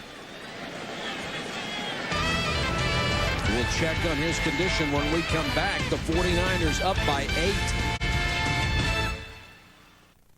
At Master Clean, we clean it right the first time. They were on time. It's not a lot of your day. You're not waiting around for someone to show up. They were very careful with my things. They were very professional. Master Clean, winner of the 1998 Consumer Choice Awards for Business Excellence. They clean the carpet. It looks perfect. I've never had them have to come back in and do it again. They cleaned it right the first time. Thanks, Central Ohio, for your vote of confidence. Who wants stale 98 leftovers when you can get fresh deals on brand new 99 pickups from Krieger Ford? Get a loaded 99 Ranger XLT for just $169 a month. Need even more truck? How about a full-size loaded 99 F-150 XLT for just $199 a month? Don't bite on deals with stale leftover 98s. Get a fresh deal on a new 99 pickup from the dealer that gives you more. Krieger Ford on Morse Road across from Northland. That one looks good. This one? No, the Corolla. And Corollas never look better than it does right now during Toyota's Fall Spectacular. Save up to $500 with all new value packages that include air conditioning, power windows, power locks, and more. I couldn't believe it came with all that. Yep, Corolla's a Consumer's Digest Best Buy that just keeps getting better. Test drive a Corolla now during Toyota's Fall Spectacular. Nobody picks them like your Toyota dealer. Every day. ESPN Sunday Night Football is brought to you by Sprint for all the ways you communicate. By Dell, direct computer solutions for business and home. Be direct. Dell. By Residence Inn by Marriott. Room to relax, room to work, room to breathe. And by the United States Marine Corps, where the change is forever. 3rd and 8 for the 49ers. New Orleans comes with a blitz. Young unloads. Rice, touchdown.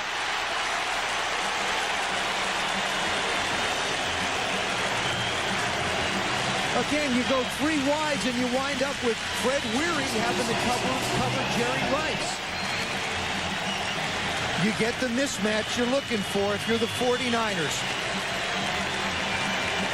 Steve says, finally, I finally got the ball to you. Weary takes an inside position. Rice does a nice job of just getting him to have his feet square up. If you can get a corner's feet squared up, you got him. The point after by Ritchie. And going back to the second quarter in the last 8 minutes, 36 seconds, Steve Young has thrown 4 touchdown passes. The last to Jerry Rice. After falling behind 10-0, the 49ers have exploded against the Saints defense courtesy of turnovers, and they're up 28-13. Wade Ritchie, the rookie from LSU, to kick to Aaron Craver.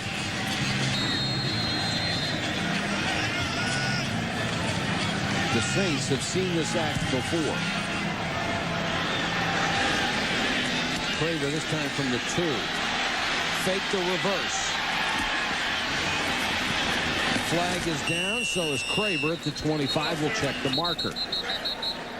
Lance Schulters makes the tackle, the rookie from Hofstra. And this will cost them some yardage back inside their own 20. Sean Dawkins has made some spectacular catches tonight and really has been the guy that's made the plays. The only problem is he's not been able to hold on to the ball. Here he does a nice job of making the reception, gets the ball knocked away. The 49ers scored after that one. Great catch here. Again, the ball gets stripped from him. The 49ers just scored on that one. He's doing a terrific job of getting his hands on the ball. He's just got to protect it better. They'll have to start from their own 12. Smith on the toss behind Craver. Nice run by Smith. 25, 29-yard line before he's knocked out of bounds by Merton Hanks. So for one of the few times tonight, a chance to run the ball for New Orleans. And they ran it very well on that play. But, you know, we talked to Mike Ditka yesterday about his football team. He said, look, you know, what did he say about the 49ers? They're a great organization, a great football team. He said, we have to out-hit them. We have to hit these people. Now, on defense, they were hitting them very well in the first half. But if you stay on the field a long period of time, you're going to get beaten. That last run went for 23 yards. They only hit 29 the whole first half. Same play again.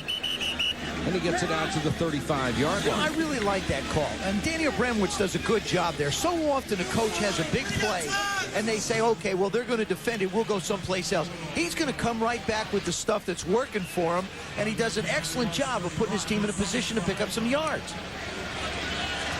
This is what Mike Ditka's talking about hitting. Just watch the fullback, number 32, Craver, and see his block. That's what Ditka wants out of his football team. Just hit some people in the mouth. Collins, here comes the blitz, and he can't get away from McDonald. Somehow with that strength, he hung in there and threw the ball. Did they blow it dead? They did. Oh, that's awful. That's a tough break for Kerry Collins. You know why they blew it dead? Because jeopardy? Yeah, because McDonald already has him, and what White sees is another red shirt going to take a shot at him. And all he did there was to try to protect the quarterback. McDonald is going to have a piece up right here. He's got him wrapped up. Now, do you see Barker coming in? When he sees him coming in, that's when you blow it, and that's a good call. That's a nice job by an official, protecting the quarterback the way you have to. That's what he's trained to do. If Barker doesn't show up, he'll let Kerry Collins fight for it.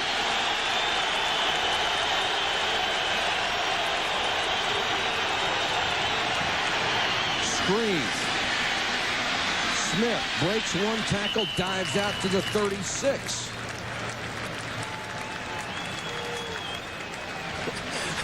I can tell you one thing, Michael. At the end of this game, Chris Dolman is going to be the happiest guy this baby's over with. Because William Rolfe, he puts him on the ground. He cut him on the screen. He's been blocking him all evening. And Chris is tired. And I don't blame you. Mark Royals is on to punt, and R.W. McQuarters will go back to the 25-yard line. Royals led the NFL in yardage a year ago. Low snap, takes it on the hop, goes for the sideline. McQuarters on the run, stays in bounds, and then lost his footing at the 33. 9-yard return after a punt of 40. William Rolfe, the Pro Bowl offensive tackle. A 15-point lead and the ball at their own 32. Hurst for 3. Mike, San Francisco on offense has really become a 3-wide football team, and the effectiveness of this package works this way. You take Stokes, Rice, and Owens, you line them up in different configurations as 3 wideouts. It means Drakeford takes one, Weary then goes outside to cover, and then Molden winds up on Rice. Now, here's the problem you have in the slot with Rice. He can take it out, he can take it in, he can hook, he can go to the post, or he can go to the corner. And you really have to cover so much of the field, and what you wind up with is a lot of touchdowns out of that formation. Draw play, Hurst. 5, maybe 6 to the 41-yard line. A year ago, the San Francisco 49ers really got into a quandary because Brent Jones was hurt so much. They didn't know whether he played. They didn't know whether he was healthy. When you had Jerry Rice back, you had Owens and you had Stokes. So you wind up in a situation where how do you get your best receivers on the field? You start using a lot more 3 wides. And that's really how this whole offense has evolved for Mariucci. And it's been an effective one, but it really has taken the production of the tight end out of play completely for this football team. 3rd and a yard. Hurst. First down and more. Midfield. Did he stay in bounds? He did not. Jerry Rice threw a good block for him downfield. It was a gain of 27. Well, there were a lot of blocks right at the end of the line of scrimmage, including Clark, number 85, the tight end. You're talking about a tight end not catching the ball very much, but what they do ask him to do is to block. Now, they block very well along the line of scrimmage, and Hurst gets to the outside. Watch number 80 right there getting the block. Hurst steps out there. They get him, but Jerry Rice is in. Jerry Rice does so many different things. He comes off the line. Now he's got weary. He realizes that Garrison's coming up behind him just enough to stay up and create some type of a block. Another first down for the 49ers, who are starting to take this defense apart. Edwards is blasted as he got back to the line of scrimmage. Hit first by Bordano, then finished off by Johnson. You know, for Jerry Rice, one of the biggest problems he's had coming back from the knee surgery has been on run blocking like that. His biggest concern is that somebody's going to roll up behind him and hurt his knee again. Mentally, he is fighting through this year, and he says each week I get a little bit more comfortable, but I'm nowhere near where I want to be. Now he's hurt the other knee. Banged that up last week. Yes. And he had a great quote. He said, "I'm fighting those monsters in my head." Young with time, going for Rice. A lot of contact, incomplete. The official goes down, but there's no flag.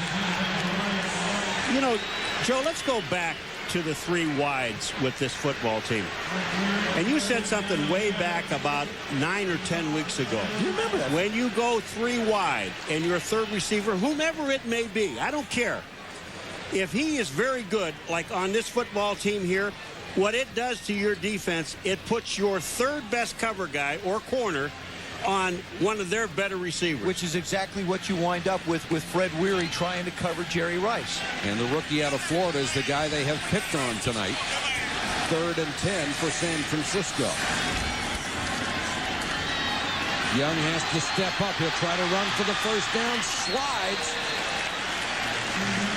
Boy, he got a good mark from the official on top of the ball, and then the 2 back judges come in, and they will mark it back a little bit. Well, you can see he just crossed our yellow line.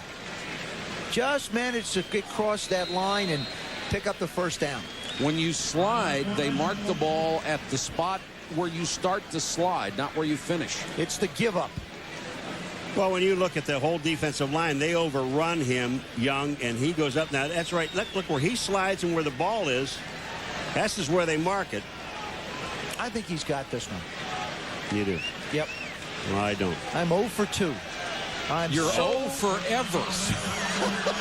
Mike, but you know something? At least I'm trying. You are guaranteed to get the first one wrong every game we've done for 12 years. No sign of the field goal team. 4th and an inch. I'll tell you what, 4th and an inch, and you're ahead, and you bring the field goal team in, they'll boo you out of the stadium. I'll tell you the other thing, too. Don't put it past this 49er ball club throwing the ball into the end zone to try and get 6. Terry Kirby comes in. He is the only setback. They go with 3 wideouts. Young quarterback keeper first down. Flag is down, though. The Saints indicating there was movement by the 49ers.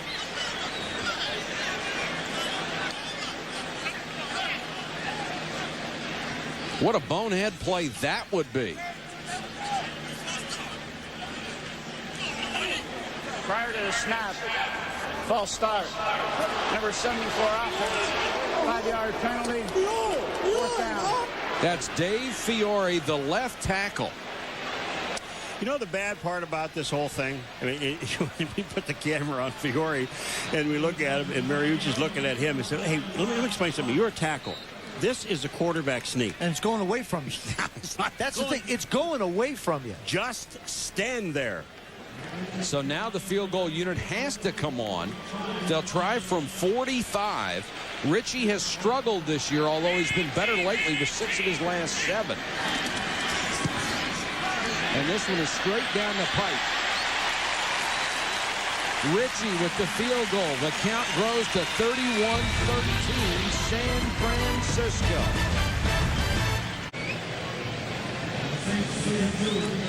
That's the Bay Bridge here in San Francisco. Some things never change. Beautiful sights here in one of the most visited tourist meccas in the United States. Yeah, but you can't get a cab here.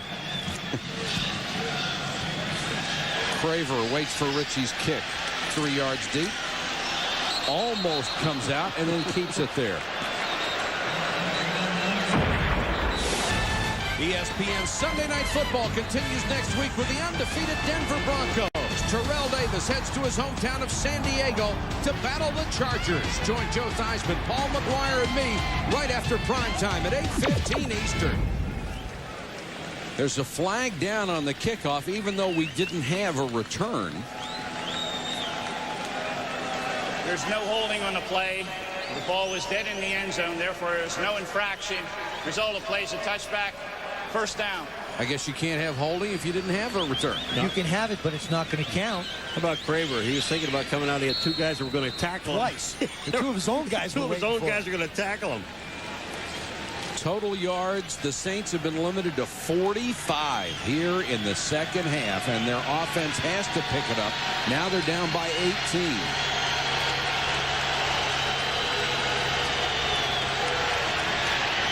Collins got this one out to Poole, made the catch at the 30, and now they overroll it, incomplete. Darnell Walker was right there with him. I was going to say, if Poole caught that one, there were some tremendous catches made this evening. And now you're going to start to see, I believe, the 49er corners, Walker and McQuarter, really try and jump the routes a lot more. There goes Poole. He sits down. Walker's right in his hip pocket. If he doesn't slip down, he's got a chance at making a play on it, and there you see the ball squirt out. 2nd and 10 for Kerry Collins. They go up the middle on the running play, which will gain them about 3 yards and no more. That's one of those I have to runs. Yeah, Craver gets a rare carry. You have to do it just to give Collins a little bit of a breather.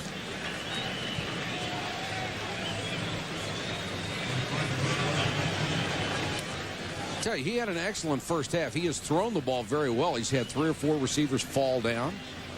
He's had a number of them dropped. And now we have a player down.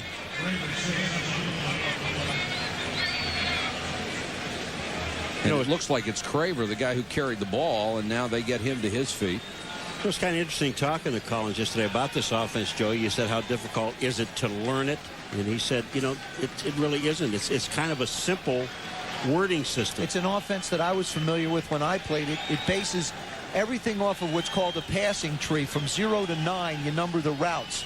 And then you identify each of the receivers with a number, and it applies to that particular round. It's fairly easy to pick up. And he should be fairly proficient in Danny's offense in about 5, in the 5 or 6 weeks that he's had a chance to look at it. It will be 3rd and 8. Of course, Danny Abramowitz has only had any number of quarterbacks, like 7 to work with since Mike Ditka took over as head coach of the Saints. And they bring them all with him.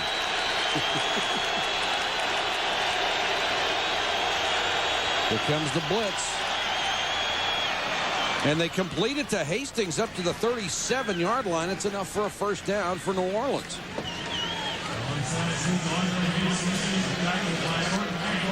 Paul, you mentioned the fact that they bring them all with them. He's Schuler, he's here. Hobart, he's here. Warfel, he's here. Collins is here. Toller is here. Nussmeier. You see their records. Not very good, are they? 11 and 15 in a total. Kerry Collins, the only one that's 1-0. Billy Joe Hobart, who started the season on IR along with Schuler, who never even got to start the season. Tipped and dropped Dawkins had a shot at that one, and Sean Dawkins just looks out of sorts. Well, there was a situation where the ball hits him in the hands and you fight it. Kerry Collins again gets it out quick. It's a quick post. They've had success with the route. This is one of the easier catches that he had an opportunity to make. He's made some real tough ones all night. That one just gets away. 2nd and 10, 4:05 to go, third quarter.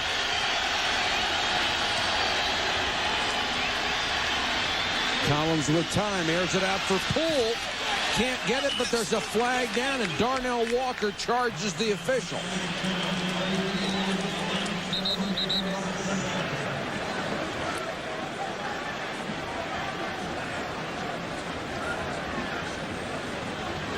There's another flag down here on about the 34-yard line in the backfield.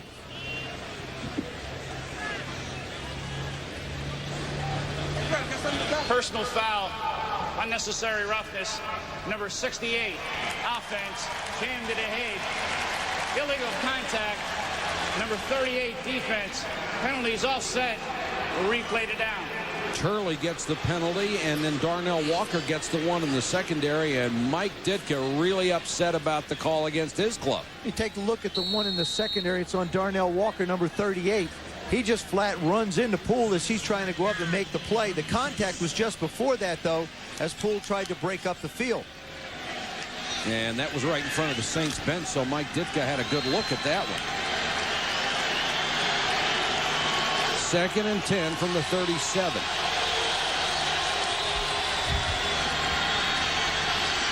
Collins with a double clutch. Throws this one complete, and Dawkins makes this catch, gets out of bounds for another first down.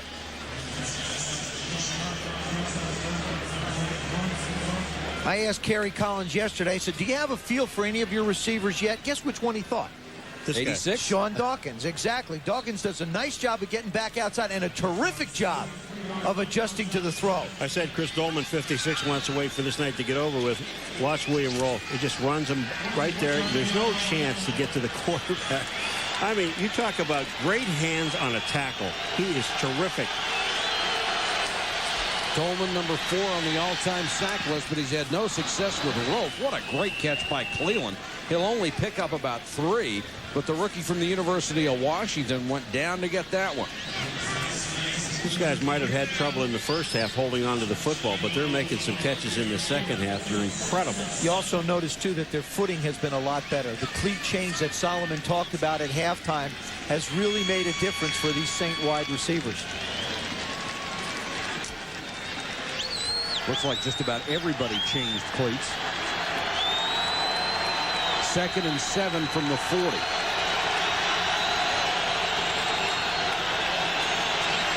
Blitz, draw.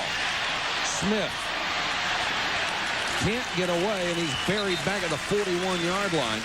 Jeff Posey, number 96, in his way. I'll tell you what, 78, the backup tackle, Shane Bonham, just makes an outstanding play. You know, you're thinking, you see blitz, Collins reads blitz, he sees it coming, but Bonham has enough smarts to know that this may be a draw play. Look at number 78. He's going at the quarterback. Now he reads draw, comes back inside. That's athletic ability. He doesn't make the tackle. He doesn't have to. He's got enough people helping him. 3rd and 8. Collins flushed. Throws backing up. Dawkins makes the catch. Dives forward to the 32, and it looks like he has a first down, and one of the 49ers is hurt. That's Marquez Pope, who has suffered this year through a bad back, playing in the nickel, and he went down hard.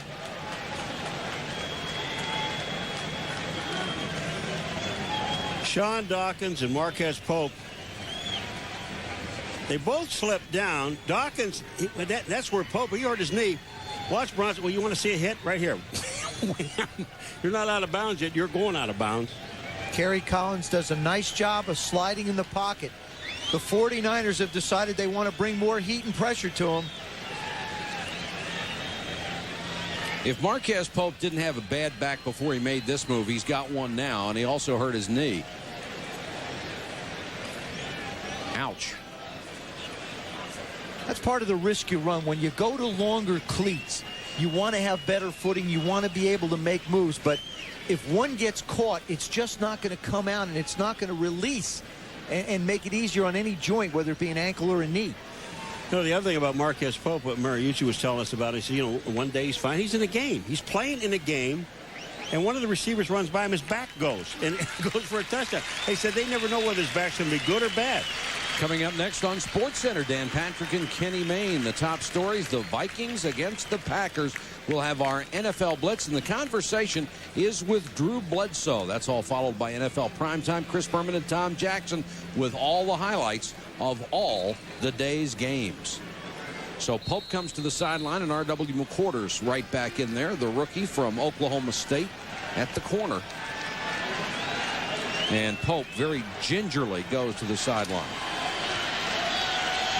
R.W. McQuarters. What a great college career he had on some bad teams at Oklahoma State. Collins for the end zone. Pull. Can't hold it. Walker closed on it to save the touchdown. If Kerry Collins can get this ball up just a heartbeat quicker, and eventually I think he will as he works with Poole a little bit more, they've got themselves a touchdown. Got to give Darnell Walker an awful lot of credit. He's beat right here. Poole doing a good job trying to stay with the ball.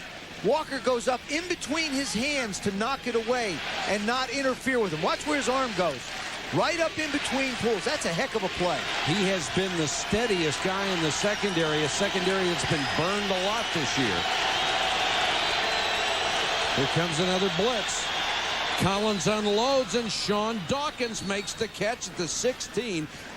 I haven't seen Kerry Collins throw the ball this well since that year in '96 with Carolina. Well, just think about something, too, on top of it. He sat out for 4 weeks, Joe.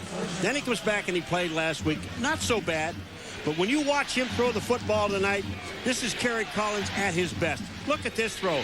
Down, inside, no chance, but Dawkins catching the ball. He's the only one. Sean Dawkins, 7 catches, 132 yards. Those are both career highs, but his 2 fumbles have been huge in this game, too. Collins with a chance to run. Looked like he couldn't make up his mind whether to slide or dive, and he stayed in between and paid for it. Right on our goal 1st and 10 line. Should I venture another try at it, Michael? Why not? No, you get 1 shot a game. You're always wrong. That's it. No redemption for you. Let me see. Let me see. Where is it? Let me see where it is. Well, Paul, go ahead. It's your turn. Well, I'll tell you what. They're going to miss this by half the ball. No, they made it. Oh, they did? Yep. You think? Yep. I think you're right. I think you're wrong. Nope. They missed it by half the ball. Okay. You know, I'm retired. Consistent, isn't he? No, I said they didn't make it now, pal. I know. I said he is consistent. He said they did. I'm retired now. You want my glasses? Can I borrow them?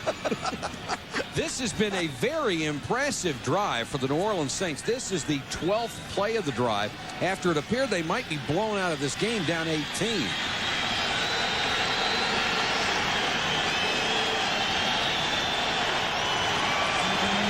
Second and inches. Quarterback sneak worked well last time in this situation.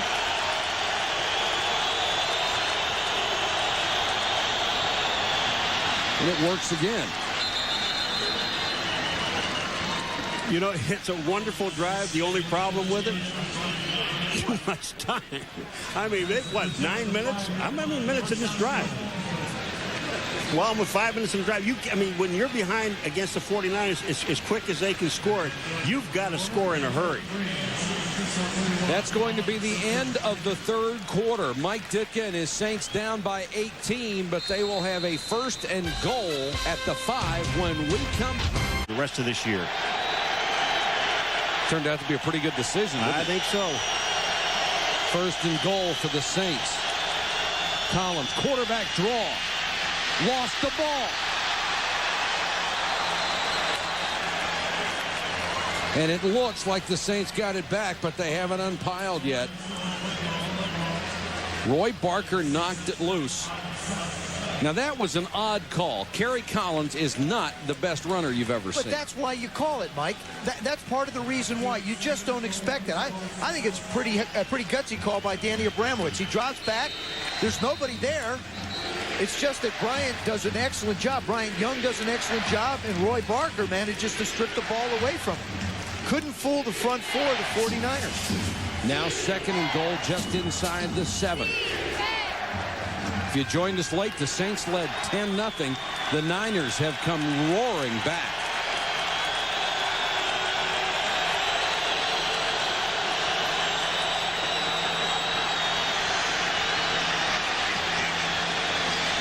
Collins, now he'll keep it and got inside the 5. Well, he wanted to throw, finally forced to run, and picked up 4 yards. You know, I was just sitting here watching William Rolfe again blocking on Chris Dolman on the outside. And the most amazing thing about him, what he does, he opens up a window. Look at the window he opens up for Collins to throw the ball. Now, you look at Dolman, and he's chasing from behind. Collins is way gone. Don't worry about it. You're not going to catch him. William Rolfe, he and Baselli, 2 of the great tackles, along with Ogden, maybe the 3 best in the game. 3rd and goal. 49ers show blitz, and New Orleans moved up front. The report on Keith Poole, a sprained shoulder. He may not be back. Just remember now, defense can't force him outside. Number 51, defense. They have distance to the goal. Still 3rd down. This is Ken Norton coming up inside, faking like and trying to get the guy to draw the offensive guy up. He does that. They call him. They call the defense. That's new this year. Watch Norton. He comes up inside. Now the guard moves. Well, I'm going to tell you what. He did not simulate a snap. Naoli didn't even see him. No, he didn't. I agree with you, Joe. Naoli did not see him at all. Now from the 1. Collins under pressure, throws too high, flag down. This will be interference. The 2nd time tonight, interference in the end zone. Lee Woodall was all over Collins, and Darnell Walker is going to be called again. I think they have to have a conversation. Is it catchable? That ball was nowhere near catchable. I mean, that ball really sailed up, and I believe that's what the officials are talking about right now. Talk it over, boys. The only mistake is the uncorrected mistake. Well, there's also a 5-yard bump zone, and when you get down this close to the goal line, it's really tough to discern where those 5 yards end. There you go. This is a huge call. There's no infraction on the play. The contact was in the first 5 yards. Therefore, there's no pass interference. 4th down. Obviously, that's what it is. I mean, and this is something Walker's done an excellent job. He got an interference call one time before on this. You see the contact down here. You watch what happens. There it is. It's within the 5 yards, right around that 5-yard area. It's a good job by the officials working together and allowing each other to work as a team. The game may be on the line on this play. 4th and goal from 1.5.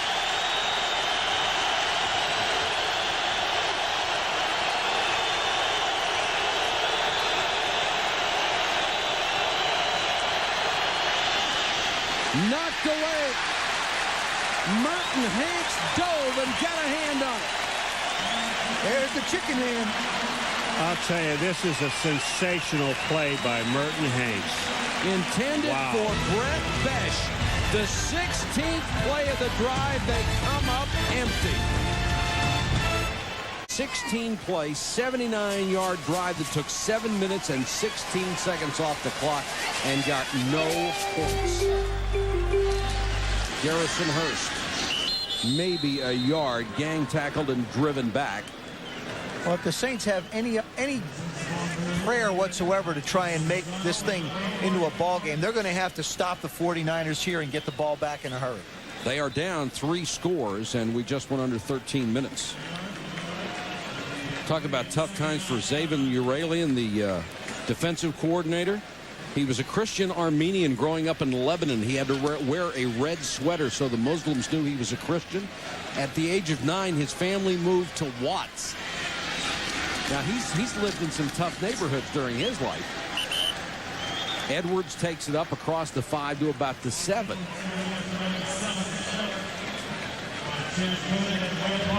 Poole, who has a sprained shoulder. Their big play guy came into this game averaging better than 22 yards a catch. And this is a critical down for New Orleans. It will be 3rd and 5. They need to hold, as Joe said, and get the ball back because they need 3 scores with only 12:10 to go in the game. You just got to believe that Jerry Rice becomes a guy that Steve Young's going to look at on that patented quick post. Instead, they go to Hurst on the ground, and Garrison Hurst very close to the first down. Mark Fields made the stop right in front of that gold ESPN 1st and 10 line. Well, either that or go to Garrison Hurst on that patented off-tackle play. I'll tell you, Mark Fields does a terrific job here of making the stop. They might have picked up the first down, but he fills the hole with such great instinct and does a terrific job of just stopping Garrison Hurst in his tracks. Fields slides along, does a nice job avoiding the block of Dolman's, keeping his feet, squares up, and bang, right there. You're not going any further, Garrison. Mike Ditka said sometimes you would be hard-pressed to find anybody who plays better at outside linebacker than Mark Fields. First again, Joe Johnson drags him down this time.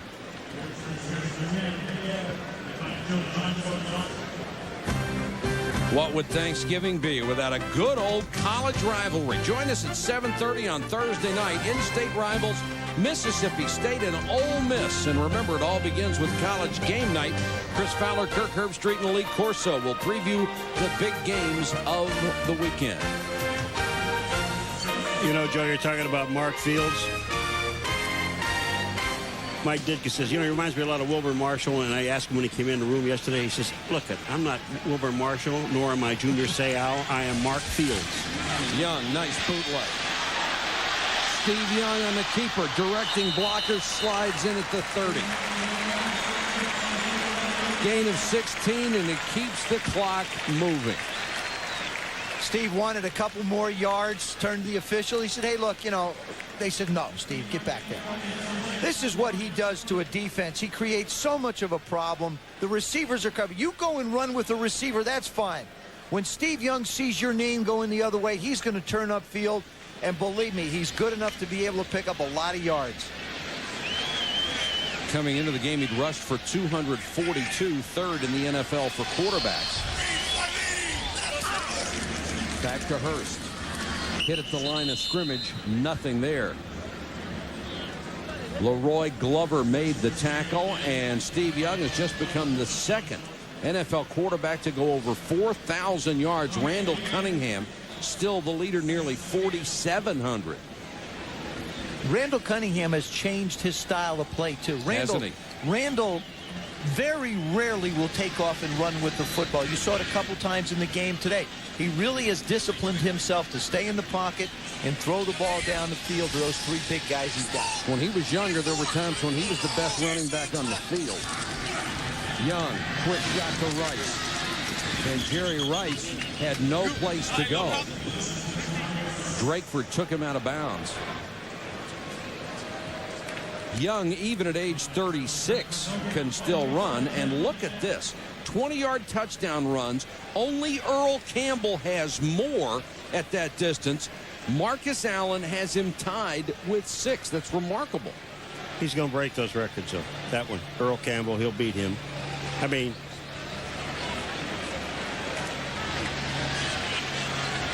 third and 10. Here comes the blitz. Young unloads to Rice. First down and more. Rice goes out of bounds at the 48. Well, I guess you can't call it a record because it is not an official statistic. Yeah, but what it does is it gives you a perspective of just how good this guy is and how well he is at getting in the end zone from a long way out. And no matter what time of the ball game it becomes, when he's looking to get rid of the ball, find Jerry Rice. I mean, it's amazing. You know, he will find that guy in a ball game, and Rice will be open. Clock running, 8:04 to go in the game. Hurst. Well, that defensive line has been tough for the Saints tonight. And you know something? the San Francisco 49er offensive line really is not, I don't believe, a run-blocking offensive line. They're a 65-35 pass-to-run ratio offense, and their strong suit is not knocking people off the ball. And one other thing, and we didn't even mention this tonight going into this ball game, but if you look at the San Francisco 49er offensive line, all three of the tackles that are playing tonight are all playing hurt. That's why they've been interchanging them.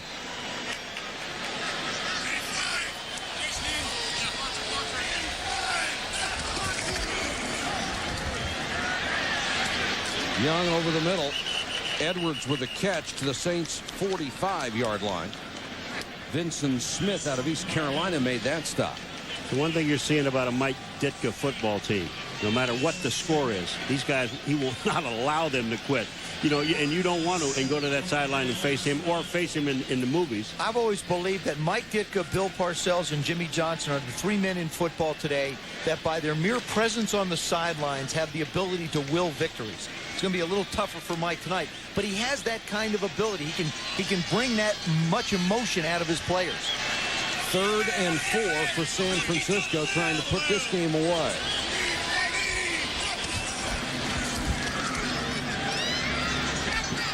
Throws short. Terry Kirby with a catch, struggling to get to the first down marker, and he won't make it. Taken out at the 43 by Chad Cota. Boy, this was an excellent play by Cota and Mark Fields, because Kirby, all he had to do was turn upfield and he gets the first down. They kept him from getting it. Kirby watches on the catch. He catches the ball here. Look at Cota. Stops him, pushes him back. I mean, this is a great play by a safety. And then Fields comes in and finishes him off. They'll punt it away on 4th and 2, only their second punt of the game. Roby to kick to Hastings.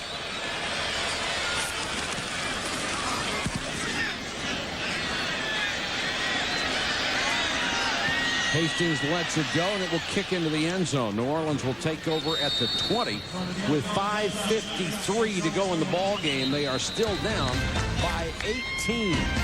Back to 3Com Park after this. In command, 31-13 with 5:53 to go in the game. The Saints have the ball at their own 20. Kerry Collins has put it up early and often. 17 of 36, 269 yards.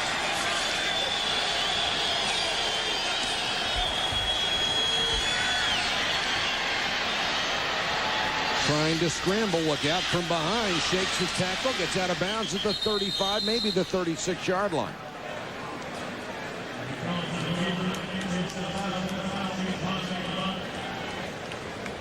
Kerry Collins, when I had a chance to sit with him for a long time last night and talk to him, and said his heart is in the game. He understands he has things to try and do and prove to really people, but I'll tell you, he is a bull when he runs with the ball. And he's played very, very well. And I think he's going to be the quarterback of the Saints for quite a while. Mike Ditka says he is going to be a free agent, and certainly he expects other teams to make offers because he thinks he will play that well. Deep over the middle, incomplete, almost intercepted, and then it is. Picked off by Brunson. Zach Brunson. Flags are down everywhere.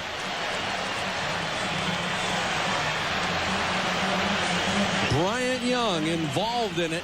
Well, they're going to call Bryant Young for a clip on the return. But boy, does he try! He's trying to make a play, and they're going at it now. And he's probably going to wind up getting thrown out if he's not careful. Mike Ditka's out on the field. Well, as we saw last week, things can deteriorate in a hurry.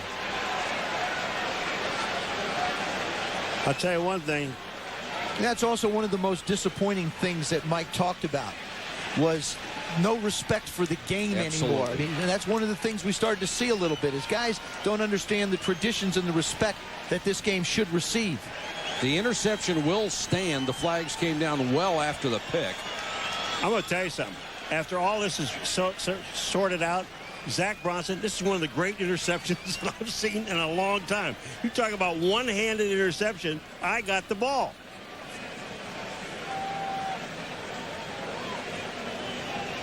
Boy, a clip is one thing that really lights players up. Well, what it is, it's actually a block below the into the knees. It's not a clip, but it's a low block. And on change of possessions, you can't block below the waist.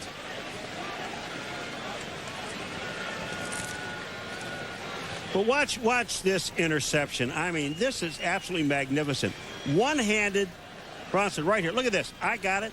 Bring it in, roll over, protect the ball, back up, and then the fun begins. That's his 4th interception of the year. That's Turley. Turley got up into we have multiple fouls. Personal foul, low block, number 97, during the return. Then well after this action was over, we got unsportsmanlike conduct, number 97. Both penalties will be enforced. 97 is ejected. Whoa, that's 30 yards. And you lose maybe the best defensive tackle in football. And that's certainly what should have happened a week ago when all that action went on with Kansas City. There should have been some people thrown out of that game. Well, you like the call and you like what they did, because the one thing that the officials are doing, and it's the one thing Marty Schottenheimer said about his team, you don't do anything to the integrity of this game. Now this is happening after the low block.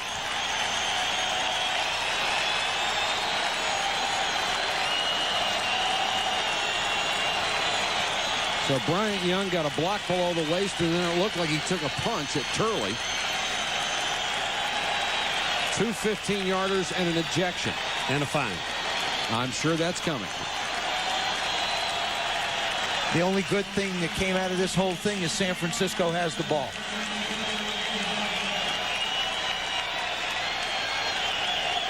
But I like this move by the officials. I think it's needed. I agree with you. I think it should have been done in the Monday night game, and it wasn't.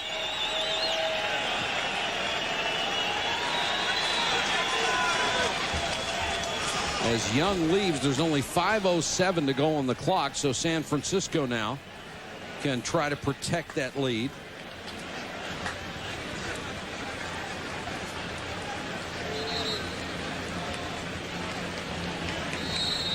Steve Young, who started so poorly, was throwing the ball high and wide of everybody, really came on in the second half. In fact, with about 5 minutes to go in the first half, he really started lighting everybody up. Hurst got it out to the 25, and another flag is down.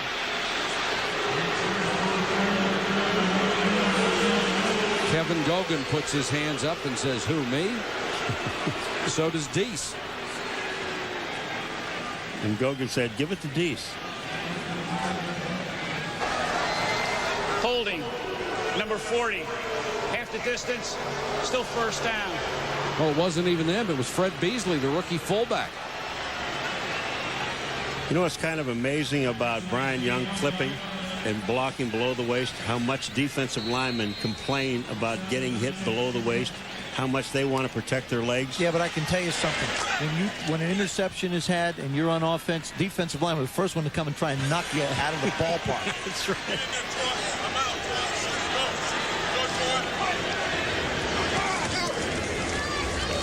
Hurst hit in the backfield and crushed at the 5. The NFL's best pregame show, Sunday NFL Countdown, every week at 11 a.m. Eastern. Join Chris Berman and the faculty of Bristol University for the only 2-hour pregame show in football. Then at 7:30, all the highlights on prime time. He could go all the way. And he's gone all the way several times. Is he amazing? He really is. I'm really looking forward to seeing him next week. So am I.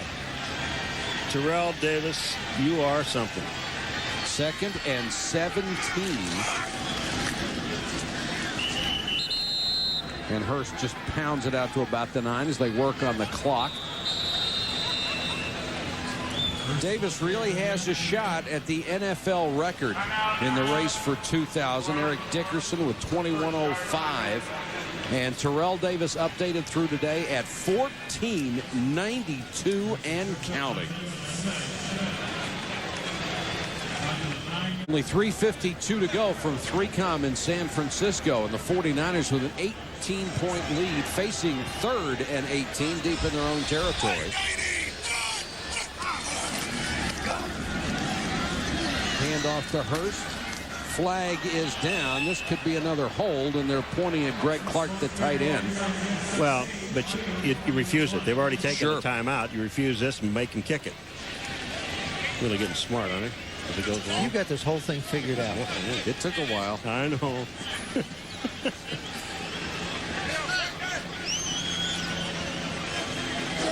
Holding, number 85. That penalty is declined. 4th down. You compliment yourself on this crew, and it's open season. Here comes the punt unit for Steve Mariucci. Reggie Roby, watch and all.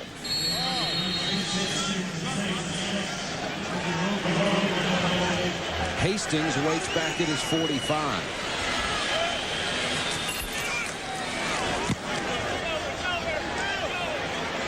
Good kick by Roby, drives Hastings back to the 38. And nowhere to go. Reggie Givens has had a great game on special teams, down to make the tackle. No return after a 46-yard punt by the 15-year veteran Reggie Roby. Night football. Fine comeback for the 49ers tonight. Down 10-0 early. Now they're up by 18. Kerry Collins trying to go to work. Gets away from Dolman. One of the few times Dolman has provided any pressure tonight.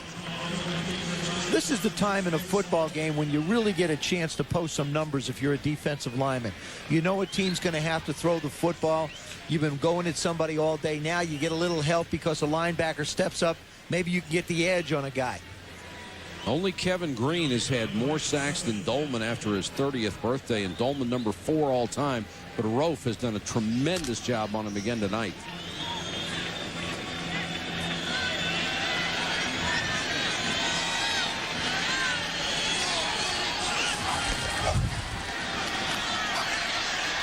Collins slips, then steps up and throws complete for about 8 yards as Merton Hanks makes the tackle on Brett Besh.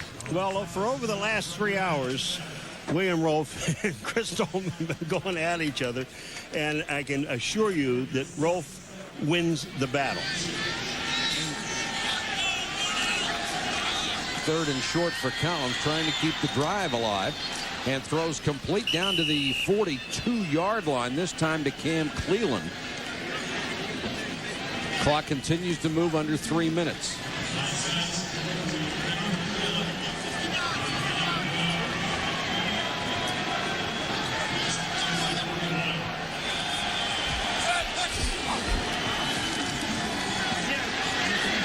Collins under pressure. This time gets it to Cleland at the 25-yard line. Kerry Collins. Or check at Dawkins. Kerry Collins has done a real nice job of just hanging in the pocket. He's had a good feel for when he has to flush out and go make a play, or when he wants to sit in that pocket and try and fire the ball down the field.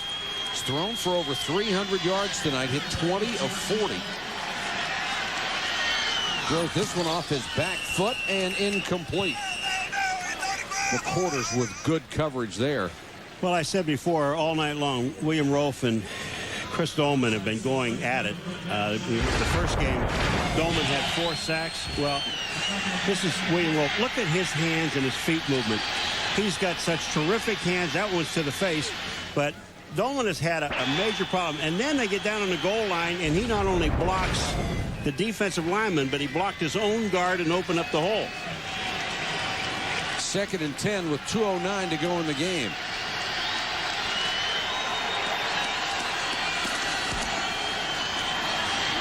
Collins with plenty of time throws complete out in the flat to Craver. Take a look at the numbers in the Rofe and Dolman battle. 48 of 56 plays. They have gone head to head. They've run behind Rofe 4 times. 7 pressures. The sack was when he chased Kerry Collins out of bounds behind the line of scrimmage. You know, I'm not taking anything away from Chris Dolman, but the first game that he had 4 sacks, None of them were attributed to Roll. Danny Warfel is also the quarterback for the Saints in that game, and Danny doesn't move the way Kerry Collins does. 3rd and 2 for New Orleans. Collins throws the out. Hastings gets it down near the 2-yard line as we hit the 2-minute warning officially at 1:55. When we come back, 1st and goal for Kerry Collins and the New Orleans Saints. Goal at the 2, but they're down by 18. They still need 3 scores.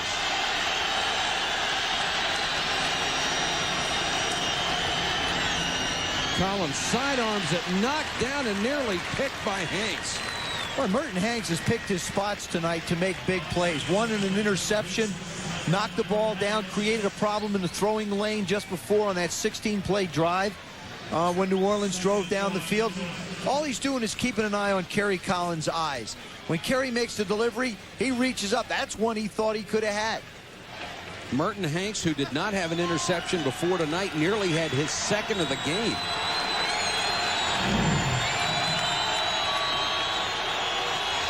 The goal with the handoff to the goal line. Craver did not get in.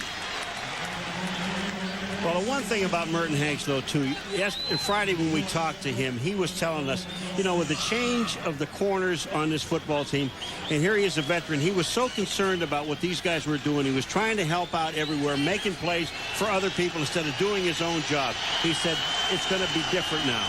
Craver from an inch away, touchdown Saints.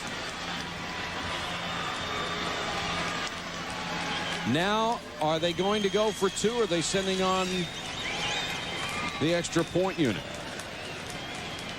2 touchdowns and 2 two-point conversions would get them within a field goal. Look at this. They go to the right side for the touchdown. Naoli and Clarence Jones, they just bury people. I mean, this is what your offensive lineman had to do. Just clear a little bit of a hole. You only had to go about a half a yard. And that had to surprise him a little bit that they didn't run behind Rose. Bryan for the point after. And he's got it. 31-20. Dolman just shaking his head. Steve Mariucci, after 1 year as the head coach at California, comes to the 49ers, and now he has tied John Madden with a win tonight for the most consecutive home wins to start a career. This would be 13 in a row at home. But I still think he has to be concerned about where his football team is. I don't necessarily believe that he was looking for some answers tonight, and I don't believe that they have been answered. I still think his football team lacks the kind of confidence and the swagger that they've had, and we've come to know the 49ers to have. When you look at their remaining schedule, there's a real good chance that they'll have a chance to run the table. But they're going to have to play a lot better if they want to go anywhere in the playoffs. Well, the people out here in the Bay Area have been quick to criticize this franchise. I was looking at some of the letters to the editor in one of the local papers this weekend, and one guy wrote that Steve Young is the worst big-time quarterback in the NFL, that the franchise has seen its death knell since they lost to the Atlanta Falcons. I think the burial is a little premature. I do too, but also there will be some changes. In all likelihood, you know, Dwight Clark may not remain the general manager. There's a good chance that he might move on. Who's going to be running in the front office? You know, what is the future of the 49ers is really up in the air as a team. And the future of a new stadium and a Super Bowl here as well. Saints will go for the onside kick. Terry Kirby got a hand on it, and they've blown the play dead. Well, that's because they kicked it before the whistle blew. Just practicing. A little practice on it.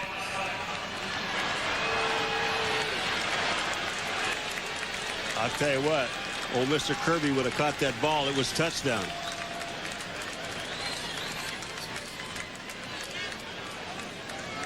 And they'll line up and do it again.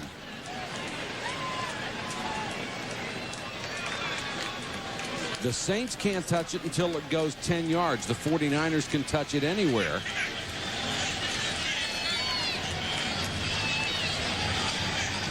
And Doug Bryan will try it again.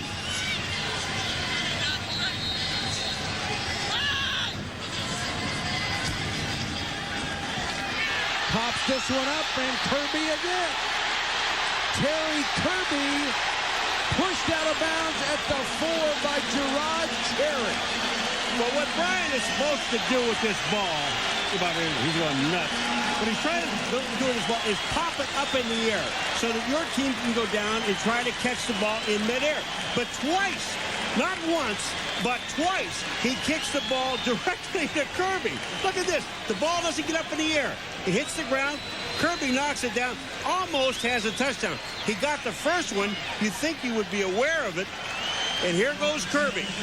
He goes out of bounds at the 4-yard line, but he almost has a touchdown. That was like a fast break when he played basketball at Virginia. So close. Of course, they didn't let you tackle on the hardwood. It's going to be 1st and goal, and here comes another penalty flag down even before we get a play. He had a chance to look at that thing once, and once he got his sights on it, just figured, why not? I'll break on it and see if I can make the play. Well, one of the things about the play, though, that Kirby knew, he had all of these guys behind him, so it didn't make any difference. And when when you pop that ball, you've got to really drive it into the ground so the ball pops way up in the air. He just almost like a pooch kick, hardly even hit it. You've got to get your guys down 10 yards, give them a chance to get that far. No flag, just a yellow piece of paper on the field. 1st and goal, Garrison Hurst to the 1.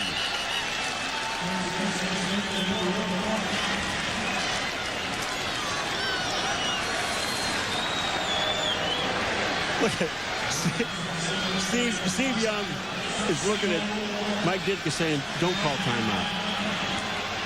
For up-to-date score, stats, and analysis on all the NFL action, log on to ESPN.com. And remember, fans, only one more week to cast your ballot for the Pro Bowl. Log on to NFL.com and vote after tonight's game. And Steve Young will take a knee. I'm not kidding. Before the play, though, Steve looked over at Mike Ditka and said, look, don't call timeout. I'm going to take a knee. I promise you. And Mike looked at him and said, okay, I'm not calling And timeout. if he hadn't done it, Mike Ditka would have come after him. Probably. Yeah, I would think so. Kerry Collins will leave with a loss, but an outstanding performance for the New Orleans Saints.